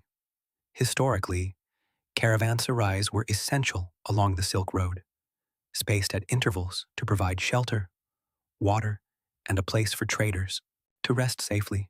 Some were simple, others more elaborate, but all shared the same purpose: a pause in the journey that felt just a little more grounded than the endless road. You enter with the caravan, your steps echoing faintly against the harder surface beneath your feet. It's a subtle change from sand to packed earth, but your body notices immediately. The camels file in, their movements slightly more contained now, guided gently into the open space. The walls create a sense of enclosure, of protection from the vast openness outside. It's comforting, also slightly suspicious if you're used to open horizons. You glance up. The stars are still visible above, framed now by the edges of the courtyard walls. It's like looking at the sky through a window, smaller, but still steady. Good. Inside, the routine begins again, but differently, more organized, more ritual-like. Traders move to specific areas, guiding their camels into loose, but intentional groupings, not scattered this time, not drifting, placed. You watch as ropes are adjusted, loads checked, small details attended to with quiet precision, and then, almost as if on cue, the counting begins again. Of course it does, but this time, it's not just you. Several traders walk through the courtyard, each following their own path, each quietly recounting their animals. Some use their cords, fingers brushing over knots. Others glance between camels and small markings on wooden tablets. A few simply walk, eyes sharp, memory doing the work. You stand there for a moment, taking it all in. This is different from the desert. Out there, counting felt like a personal task, your responsibility, your rhythm. Here, it feels shared, collective. You step forward and begin again. 101, 102. The camels are easier to see now, their shapes more defined in the enclosed space. The walls reflect a bit of the ambient light, softening the shadows, reducing the illusions. It should be easier, and yet you hesitate, because now there are more variables. Other caravans, other camels. You hadn't considered that. Of course, this place isn't empty. A few camels already rest in the corners, belonging to traders who arrived earlier. They look similar. Same general shape, same calm expression, same subtle judgment in their eyes. You pause. Okay, you think. Now we have bonus camels. This complicates things. A trader nearby notices your hesitation and gestures lightly toward a section of the courtyard. Yours stay there, he says. You follow his hand. A designated area. Of course, organization. Even in a place filled with movement and variety, there's structure. You nod and adjust your path, focusing only on the camels within your caravan space. 103, 104. That's better. Boundaries help. You move along the edge of the group, keeping your direction consistent, your attention steady. The sounds here are different. Less wind, more subtle echoes. A quiet layering of small noises, footsteps, soft voices, the occasional clink of metal or ceramic. It feels contained, safer somehow. Historically, caravanserais were not just resting places, but hubs of interaction. Traders from different regions would meet, exchange goods, share information, news, Languages and ideas flowed through these spaces just as much as silk and spices. You glance toward the far side of the courtyard. A small group sits together, speaking in a language you don't recognize. Their clothing is slightly different, their gestures unfamiliar, and yet the rhythm feels the same. Slow, calm, intentional. You return to your count. 105, 106. A camel shifts slightly, brushing against another. The movement is small, but it reminds you how easily things can blend together if you're not paying attention. You adjust your angle. 107, 108. A trader passes by carrying a small lantern, its light casting a warm glow that briefly sharpens the edges of everything it touches. For a moment, the camels seem almost sculpted, their forms clear and distinct. Then the light moves on, and the softness returns. You continue. 109, 110. You pause. That number feels higher than expected. You frown slightly, glancing back over your path. Did you accidentally include one of the other caravans? Camels? It's possible. They're close enough to blur the boundaries if you're not careful. You retrace your steps mentally, recalling the positions, the clusters, the transitions. This is where things get interesting again. Not just counting, but filtering, deciding what belongs within your scope and what doesn't. A subtle skill. You take a slow breath. 106 was solid, you think. So you return. 107, 108.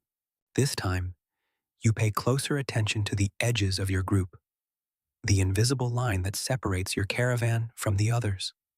It's not marked physically, but it's there, in the arrangement, in the spacing, in the quiet understanding among the traders. 109. That feels right.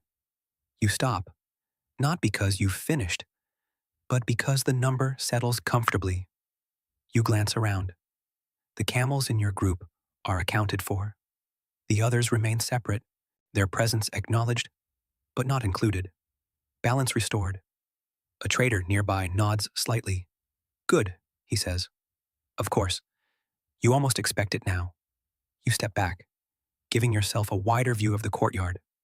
The camels rest. The traders move quietly. The walls hold everything in a gentle frame. And above it all, the stars continue their slow, steady watch. You tilt your head back, looking up through that framed sky. Still there, still guiding. You lower your gaze again. Back to the courtyard. Back to the camels. Back to the quiet, ongoing task of keeping track in a world that never quite stays still. And you realize something, soft and steady. Out in the open desert, you learned how to count within chaos. Here, within these walls, you're learning how to count within structure. Both require attention. Both require adaptation. And neither asks for perfection, only presence. You take a slow breath, letting the calm settle in once more. And for a moment, you don't count. You just stand there, in the quiet center of a place built for rest, holding a number that feels good enough. Again. You remain in that courtyard for a while, letting the sense of enclosure gently settle around you. It's different from the open desert. Not better, not worse, just contained. The walls don't feel restrictive.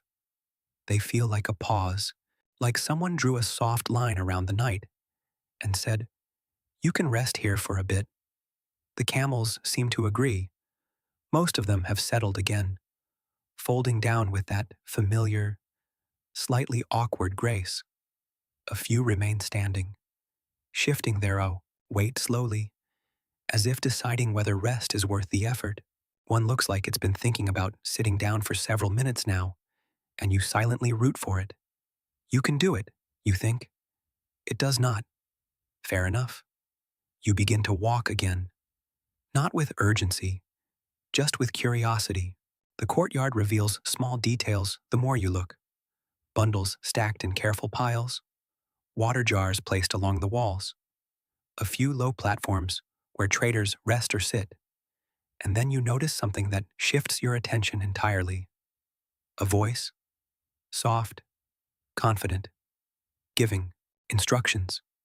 You turn slightly and see her, a trader, standing beside a small group of camels, her posture relaxed but precise.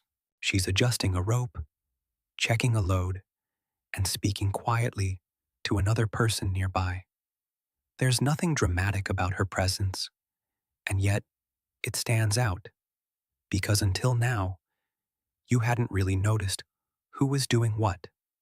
The traders blended together in the dim light, their movements similar, their roles shared. But here, in this small pocket of space, the rhythm feels slightly different, more deliberate. You move a little closer, not intruding, just observing. She works methodically, her hands moving with practiced ease.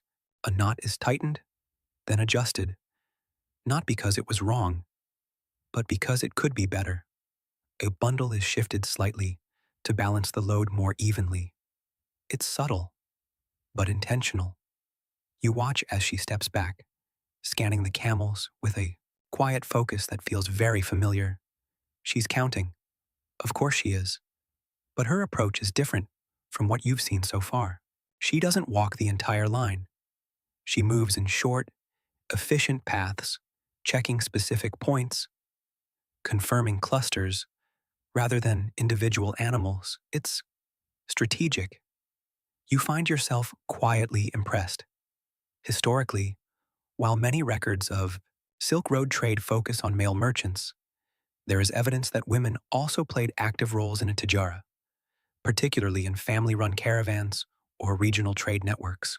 Their contributions were often less documented, but no less essential. And here she is, not a background figure, not an exception, just part of the system. You notice a small detail. She carries a narrow strip of cloth, tied at intervals with tiny knots, similar to the cord you saw earlier, but more compact, more refined. She touches each knot lightly as she moves, her fingers brushing over them in a rhythm that matches her steps. Memory, anchored in fabric. You tilt your head slightly, watching the pattern. She pauses at one camel, adjusts its position slightly, then taps a knot and moves on. It's efficient, quiet, almost elegant. You glance down at your own hands. No knots, no cloth, just the memory of sand lines and numbers that occasionally wander off like independent camels. You consider your options. Option 1. Continue your current method and hope for the best. Option 2. Pretend you've always used a cloth system and try to replicate it immediately. Option 2 seems ambitious. You stick with option 1, probably wise. You begin your own count again, this time within the courtyard structure. Your path more defined, your boundaries clearer. 110, 111. You move steadily, your awareness broader now, not just the camels, but the people, the systems, the subtle differences in how each person approaches the same task. You notice another trader using small wooden tokens, moving them from one side of a board to another as he counts. Each token represents a group, a cluster, a confirmed number, another system, another variation. You smile faintly. At this point, you could probably open a small museum titled Creative Ways to Count Camels. Admission, 1 accurate total. You continue, 112, 113. You pass near the woman again. She glances up briefly, her eyes meeting yours for just a moment. There's no interruption in her movement, no pause, just a brief acknowledgement. Then she continues. You nod slightly, Even though she's already moved on, there's something grounding about that exchange. No need for words, just shared understanding. You both know what you're doing, counting, adjusting, keeping things in quiet order. You reach the far side of your caravan's area and turn, maintaining your consistent path. 114, 115. The numbers come more easily now, not because the task has changed, but because your perspective has widened. You're not just focused on individual camels, you're aware of the system as a whole, where things begin, where they end, how they connect. It's like seeing the pattern instead of just the pieces. You pause briefly, scanning the group. Everything seems aligned. No gaps, no extras, no wandering philosophers disguised as camels. A good sign. You continue. 116, 117. A soft sound draws your attention. A quiet laugh from somewhere behind you. You glance back and see a small group of traders sharing a brief moment. Something light, something human. Even here, in the middle of careful routines and quiet precision, there's room for that. You smile, then return to your count. 118, 119. You slow slightly as you approach the end of your path. 120. You stop. That number settles with a familiar feeling. Not absolute certainty, but enough. You glance around, cross-checking visually, mentally aligning the count with the arrangement before you. It fits. The boundaries hold. The clusters make sense. The system, your system, combined with everything you've learned, works. You exhale softly. Across the courtyard, the woman finishes her own count. She ties her cloth strip back at her waist and steps back, her posture relaxing slightly. For a moment, your eyes meet again. She gives the smallest nod. Approval? Maybe. Or just acknowledgement. Either way, it feels earned. You nod back, and just like that, the moment passes.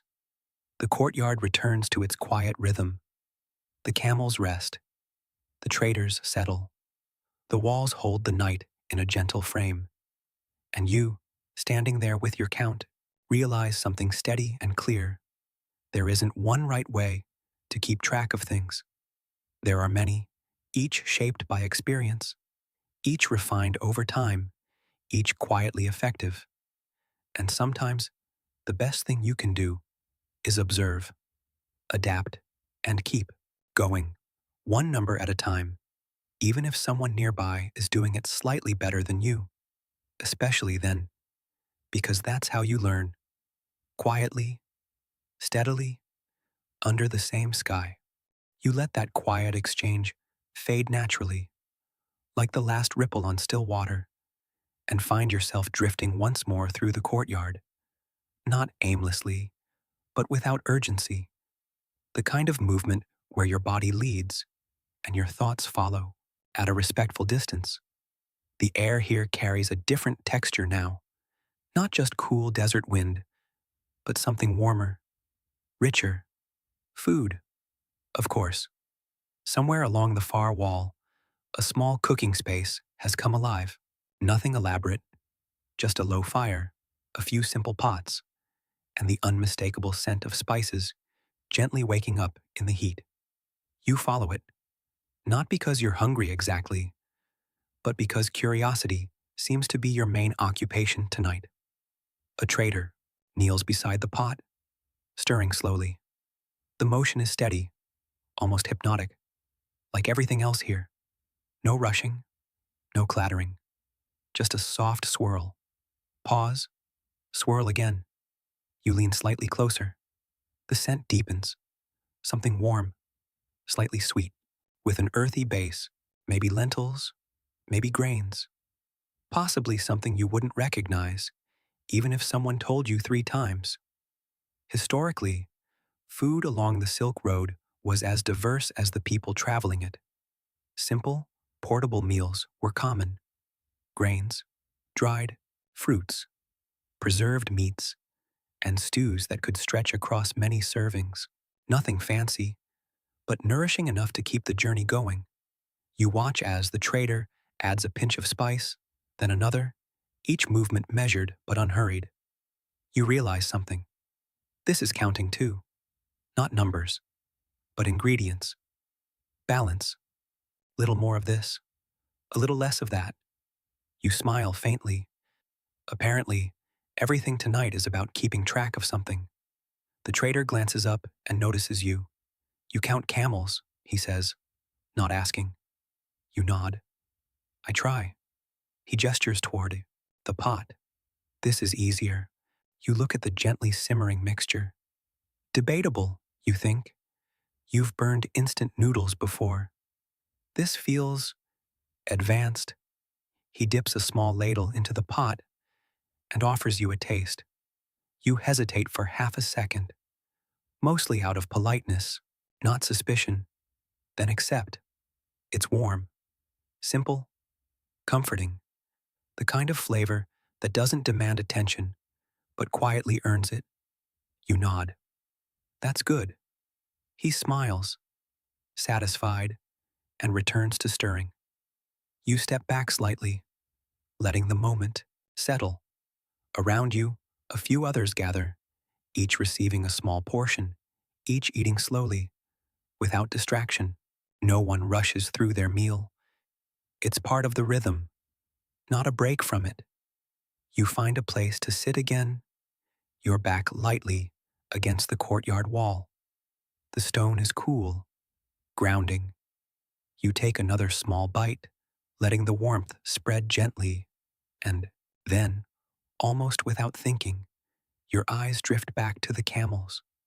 Still there, still resting, still quietly existing in their own calm way. You swallow and nod to yourself. Right, you think. We should probably, you know, count again. Of course you should. You set the small bowl aside and stand, brushing your hands together, lightly. This time, you move with a different kind of awareness. Not just numbers, not just clusters, but context. You begin. 121, 122. The courtyard setting makes it easier to track movement. The walls contain everything. The boundaries are clearer, and the lighting, though soft, is more consistent than the shifting moonlight outside. But there's a new challenge. Subtle changes. A camel that has turned slightly, another that has shifted, closer to its neighbor. Small adjustments that alter the visual pattern, just enough to test your memory. You slow your pace. 123, 124. You focus on relationships between camels, rather than just individual shapes. This one beside that one, that pair near the wall, that cluster near the water jars. It's like mapping connections instead of counting objects. Different approach. 125, 126. You pause briefly near the center, scanning the arrangement as a whole. It holds. The structure remains intact. No gaps, no unexpected additions. Everything feels balanced. Continue. 127, 128. A soft voice nearby catches your attention. Two traders discussing something quietly. Numbers, perhaps, or quantities of goods. You catch a phrase about 10 bundles, and 5 more in the morning. Even here, even now, the quiet mathematics continues. Trade never really stops. It just slows down. You reach the far edge again. 129, 130. You stop. That number lands with a gentle sense of completion. You glance back over your path, mentally retracing the count. It aligns. The clusters make sense. The boundaries hold. You nod to yourself. Good, you think. Not perfect. Not exact. Just Good. You lean back against the wall again, letting your body rest. The food, the counting, the quiet movement, it all blends into a soft, steady rhythm that feels almost like breathing. In, observe, out, count, in, adjust, out, rest. It's simple, but effective. A lesser known detail about Silk Road life begins to settle into your thoughts. Much of the journey wasn't dramatic or intense. It was repetitive, quiet, built on small, consistent actions rather than grand moments. Historians still debate how travelers experienced this rhythm, whether it felt monotonous or meditative. Sitting here now, you suspect it was a bit of both. You glance toward the cooking area again. The pot still simmers. The trader still stirs. Nothing rushed, nothing forced, just ongoing. You close your eyes for a moment. The sounds around you soften further.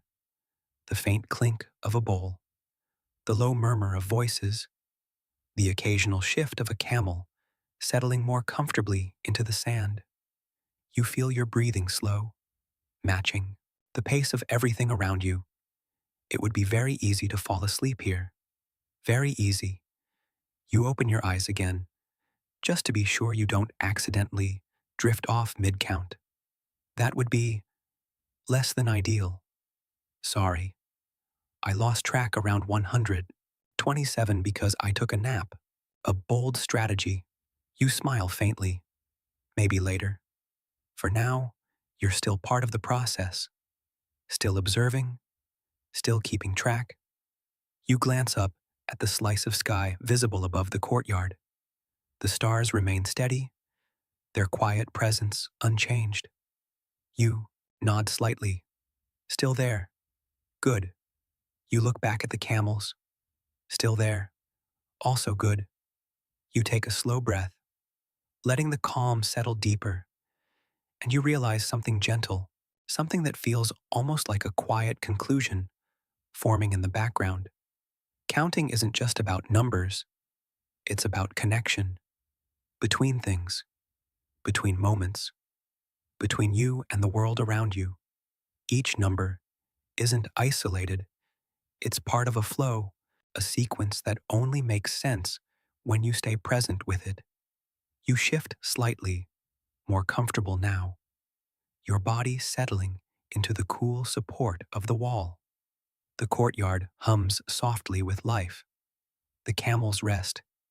The traders move in quiet patterns. The Yao food simmers, and you, quietly, are part of it all, not separate, not observing from a distance, but included, even if your counting still occasionally needs adjustments, which, let's be honest, it absolutely does. But that's okay, because out here, under this soft, steady rhythm, perfection was never the goal, just presence, and maybe a reasonably accurate number of camels, give or take 1 or 2, but definitely not 20. Hopefully, you sit there for a while longer, letting the warmth of the food settle into your hands and then slowly fade, replaced by the cool, steady air of the courtyard. The rhythm of the place has softened even further now, like everything has agreed, without speaking, to lower the volume of existence just a little. Most of the traders have settled into rest. Some lie wrapped in cloth near the walls. Others lean against bundles, their breathing slow and even. The quiet conversations have faded into occasional murmurs, barely rising above the soft ambient sounds of the night. And the camels? They are, unsurprisingly, still very good at being camels. Still, calm, slightly mysterious. You glance over them again, your eyes moving slowly across the shapes, the clusters, the gentle rise and fall of their breathing. Everything seems in place. And yet, there's a strange feeling. Not wrong, just slightly off. You tilt your head, narrowing your focus. It's not the number, it's the perception. The longer you look, the more the shapes begin to blur together, not because of darkness, but because of familiarity. Your mind starts grouping them automatically, smoothing out differences, simplifying the scene. It's efficient, but dangerous, because now, instead of seeing individual camels, you're seeing groups, and groups are easier to miscount. You blink slowly, trying to reset your focus. 130, you remind yourself. That was your last solid number. You take a breath. Time to check again. Of course. You stand, moving quietly so as not to disturb the stillness around you. Your steps are softer now, more deliberate, as if the courtyard itself is asking you to tread lightly. You begin your count again, this time with heightened awareness. 131, 132. But something is different. Your eyes feel tired, not painfully, just gently fatigued, like they've been doing a lot of careful work for a long time, which, to be fair, they have. You focus on a cluster, 133, then another, 134, and then you pause. For a moment, you see it, a long line of camels, stretching farther than the courtyard should allow, more than before, more than makes sense. You blink. It's gone. Just the same group, quietly resting where they've been all along. You exhale, softly. There it is. The desert's quieter trick. Not shadows this time, not movement. Just your mind filling in patterns where none exist. A gentle illusion. Historically, travelers in long, repetitive environments, like deserts or open seas, sometimes reported subtle visual distortions. Not dramatic hallucinations, but small shifts in perception, patterns appearing where there are none, shapes extending or compressing slightly. Historians still debate how common this was, but the conditions make sense. Fatigue, low light, repetitive visuals. You smile faintly. Great, you think. Now I'm seeing bonus camels that don't even exist. At least they're not asking to be counted. That would be complicated. You take a slow breath, grounding yourself again. Look up. You follow that instinct. The stars, still steady, still unchanged. You hold your gaze there for a moment, letting your eyes rest on something constant. Then you look back down. The camels are as they were. No extra lines, no endless procession, just the same quiet group. You nod slightly. Okay, you think. Back to reality. You resume your count, slower this time, giving your mind space to settle. 133, 134. You move carefully, focusing on details again. The curve of a neck, the position of a leg, the slight difference in how one camel rests compared to another. These small anchors bring clarity back. 135, 136. You pause briefly, checking your alignment. Everything holds. No illusions, no drifting patterns, just presence. You continue. 137, 138. A camel shifts slightly, its head lifting and turning before settling again. The movement is small, but it reminds you that nothing here is completely still. Everything breathes, everything adjusts. Even when it looks motionless, you reach the edge of your caravan's space and turn, maintaining your consistent path. 139, 140. You stop. That number feels steady. You don't question it. You let it settle. You glance back over the group, cross-checking visually. The clusters align.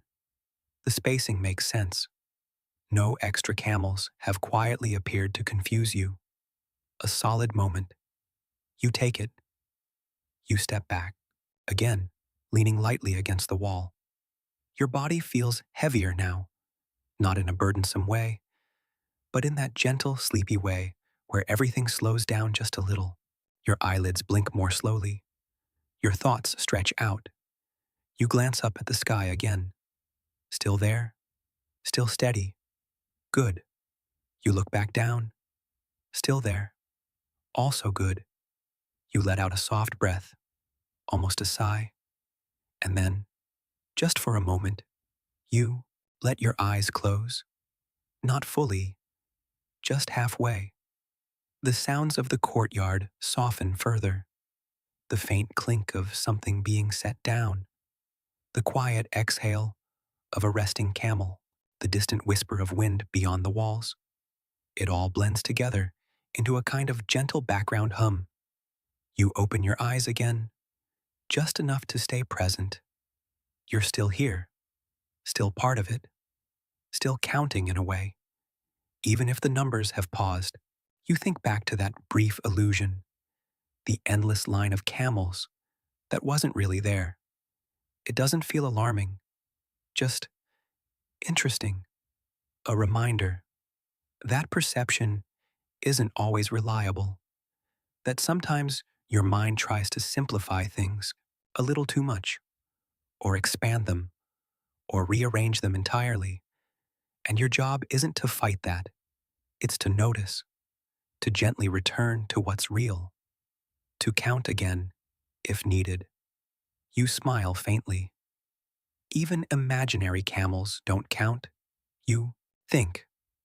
Probably, hopefully, you take another slow breath, letting the calm settle deeper. The courtyard remains quiet. The camels rest. The traders sleep. And you, somewhere between wakefulness and rest, hold on to a number that feels close enough. 140, give or take. But definitely not 150.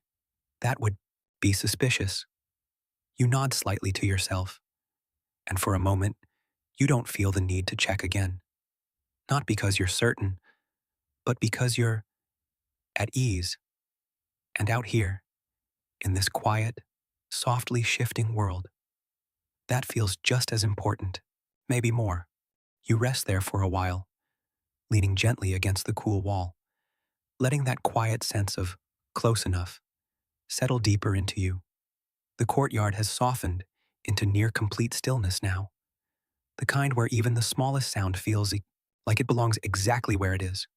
Time stretches, not in a noticeable way, just slowly.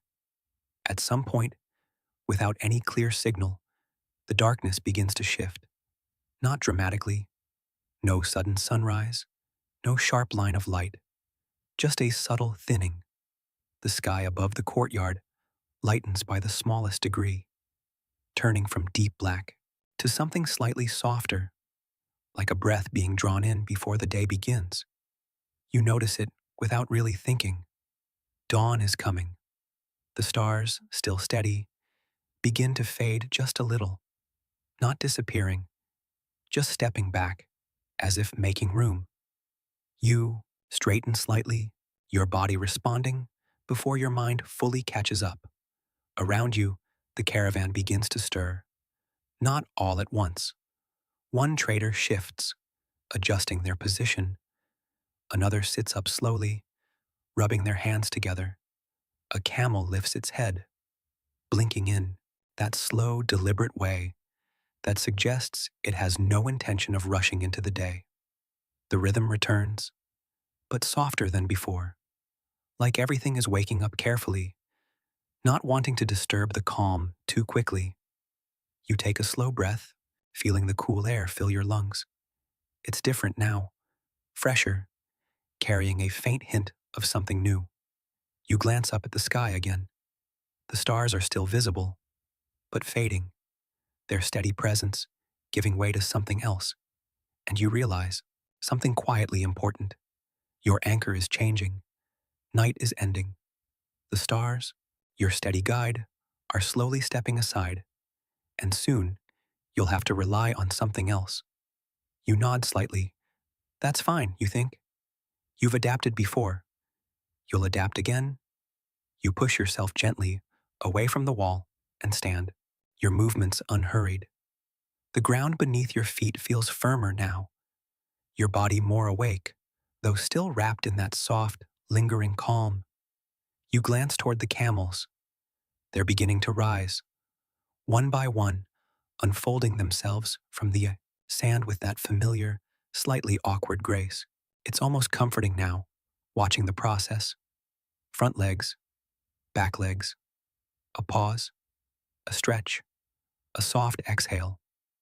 You find yourself silently counting the sequence, not the camels, just the movement, a different kind of counting. You smile faintly. Some habits stay with you. A trader nearby begins checking the ropes again, tightening knots, adjusting loads. The quiet efficiency returns, but it carries a different energy now, less about settling in, more about preparing to move. The courtyard, once a place of rest, is becoming a place of transition. You step forward, your attention returning to the task that has followed you through the night. One last count. Of course, you take a breath and begin. 141, 142. The light is changing quickly now, not in brightness but in quality. Shapes become clearer, edges more defined. The soft blending of night gives way to gentle separation. It should make counting easier, and it does, but it also reveals something else. Details, small ones you hadn't noticed before. A slight variation in color, a mark on a camel's side, the exact shape of a bundle. Things that were hidden in the softness of night now stand out quietly. You adjust your awareness. 143, 144. You move steadily, your path consistent, your focus calm. There's no rush. Even though the caravan is preparing to leave, the pace remains unhurried. Everything happens in its own time, as it always has. You pass near the woman you noticed earlier. She's already at work, her cloth strip in hand, fingers moving lightly over the knots as she walks. Efficient, precise. You catch her count. Just for a moment. It aligns with yours. That feels reassuring. You nod slightly as you pass. She returns the smallest acknowledgement, then continues. No interruption. No need. You move on. 145, 146. The courtyard feels different now, less like a quiet container, more like a place about to be left behind. The walls still stand, the space still holds, but the energy has shifted. It's no longer about staying, it's about going. You reach the far edge and turn. 147, 148. You pause briefly, scanning the group. Everything is in motion now, even if subtly. Camels shifting, traders adjusting, bundles being lifted, secured. It's harder to count in motion, but you've done this before. You adapt. You follow the flow.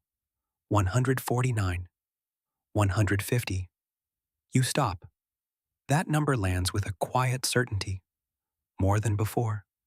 Not perfect, but solid. You glance back over your path, cross-checking quickly.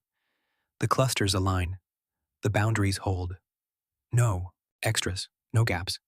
Everything feels right. You take a slow breath. 150, you think. You don't question it. You don't need to. A trader passes by and glances at you. Ready? He asks. You nod. Ready. He smiles faintly and continues on. The gates of the caravanserai begin to open, not with noise or ceremony, just a slow, steady movement. Like everything else here, the outside world returns. The open desert, the wide horizon, the endless path. You take one last look around the courtyard, the place that held the night, the place where you counted, adjusted, learned. It's already beginning to empty. Soon, It will return to stillness, waiting for the next group to arrive. You turn and follow the caravan out. The sand greets your feet again, softer now in the early light. The sky continues to brighten, the stars fading completely. Your anchor shifts once more, from stars to horizon, from night to day. You fall into step beside the camels again, their line reforming naturally as they move forward, and without even thinking, you begin again. 151. A soft smile forms. Of course you do, because the counting never really ends. Ito just changes, adapts, moves with you, and as the caravan continues its steady journey into the early morning light, you realize something gentle, something that feels like the quiet conclusion of a long, slow lesson. You're no longer trying to keep up with the rhythm. You are the rhythm, step by step, number by number, breath by breath, and it feels easy now, not because it is, but because you've learned how to move with it, even as the day begins, even as the journey continues. The morning light unfolds slowly, like a curtain being drawn back with careful hands. At first, it's just a pale glow along the horizon, a soft line separating earth from sky. Then, gradually, it spreads, filling the space above you with a gentle wash of gold and quiet blue. You walk with the caravan as this light grows, your steps steady, your breathing calm. The desert looks different now, not mysterious, not shadowed, but open, clear. The dunes stretch out in soft curves, their edges defined by the low angle of the rising sun. Every ripple in the sand becomes visible, every path slightly more obvious. Even the camels seem different, less like silhouettes, more like individuals.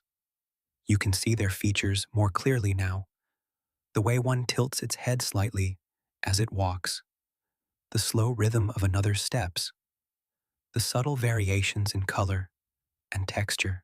You glance along the line, still there, still moving, still part of the same quiet pattern.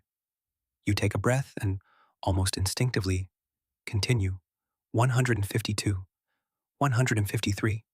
Your voice is barely there now, more a thought than a sound. The numbers feel lighter, not something you're chasing, just something you're noticing. The caravan moves forward at its steady pace, the soft thud of footsteps replacing the gentle chime of night. The bells are quieter now, their sound blending into the wider world instead of standing out against silence. A faint breeze moves across the sand, lifting just enough dust to catch the light. You watch it for a moment, then return to your count. 154, 155. You pause, not because something is wrong, but because something is different. You look around. The caravan is still there. The camels are still there. The path continues ahead, and yet the feeling has shifted. There's no urgency left. No need to double-check every number. No quiet pressure to be exact. You realize something gently, something that settles deeper than any number you've counted. You're not counting to control the chaos anymore, because it doesn't feel like chaos. It just feels like movement. You smile faintly, and for a moment, you let the numbers drift. You walk without counting, just for a few steps. The ground beneath your feet feels steady. The air feels light. The rhythm carries you without effort. It's enough. Historically, many Silk Road journeys lasted weeks, months, even years. Traders didn't think of them as a series of tasks to complete, but as a continuous flow. Travel, rest, trade, repeat. Historians still debate how individuals experienced this passage of time, whether it felt long or short, repetitive or ever-changing. Walking here now, you suspect it felt like this, a steady unfolding, moments blending into one another. Not lost, just connected. You glance over at the camels. Again, they continue without hesitation, without overthinking. They don't count. They just move. There's something quietly wise about that. You let out a soft breath. Then gently, you return. 156, 157, but the numbers feel different now. Softer, less rigid, more like markers along a path than goals to reach. You move with them, not ahead of them, not behind them, just with them. The sun rises higher, warming the air slightly, though the cool of the night still lingers. You feel it on your skin. A gradual change, not abrupt, just steady, like everything else. You continue 158, 159, and then you pause again, not to check, not to correct, just to notice. The caravan stretches ahead, a long, gentle line across the sand. The horizon opens wide, inviting, endless. The sky above is clear now, the stars gone, but not forgotten. You nod slightly. They did their part. Now something else takes over. You take a slow breath, and you let the number rest. 160. It settles quietly. You don't question it. You don't adjust it. You just let it be, because now you understand something you didn't at the beginning of the night. Counting isn't about holding on to every detail. It's about staying present as things change.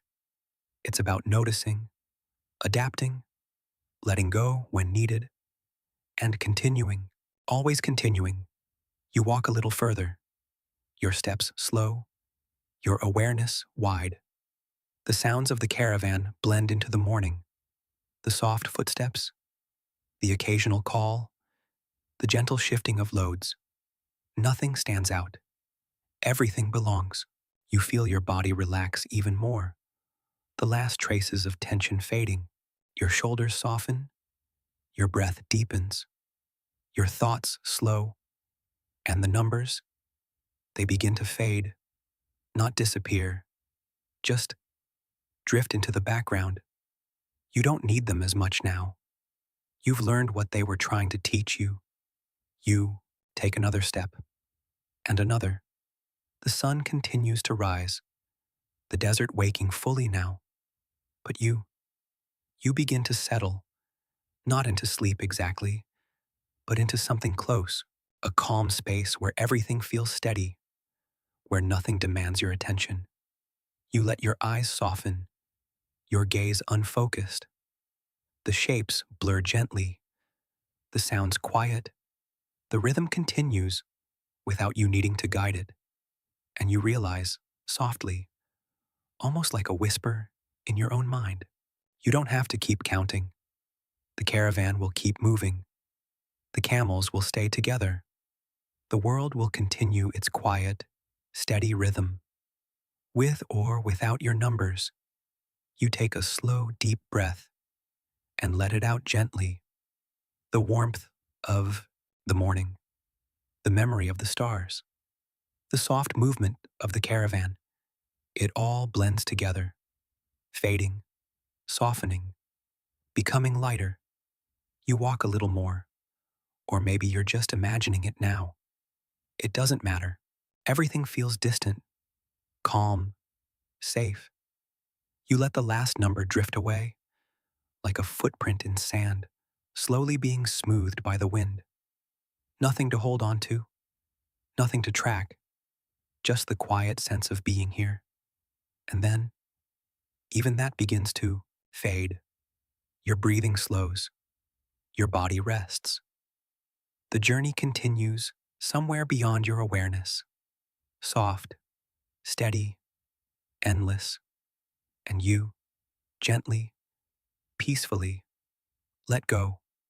End of script. Sweet dreams.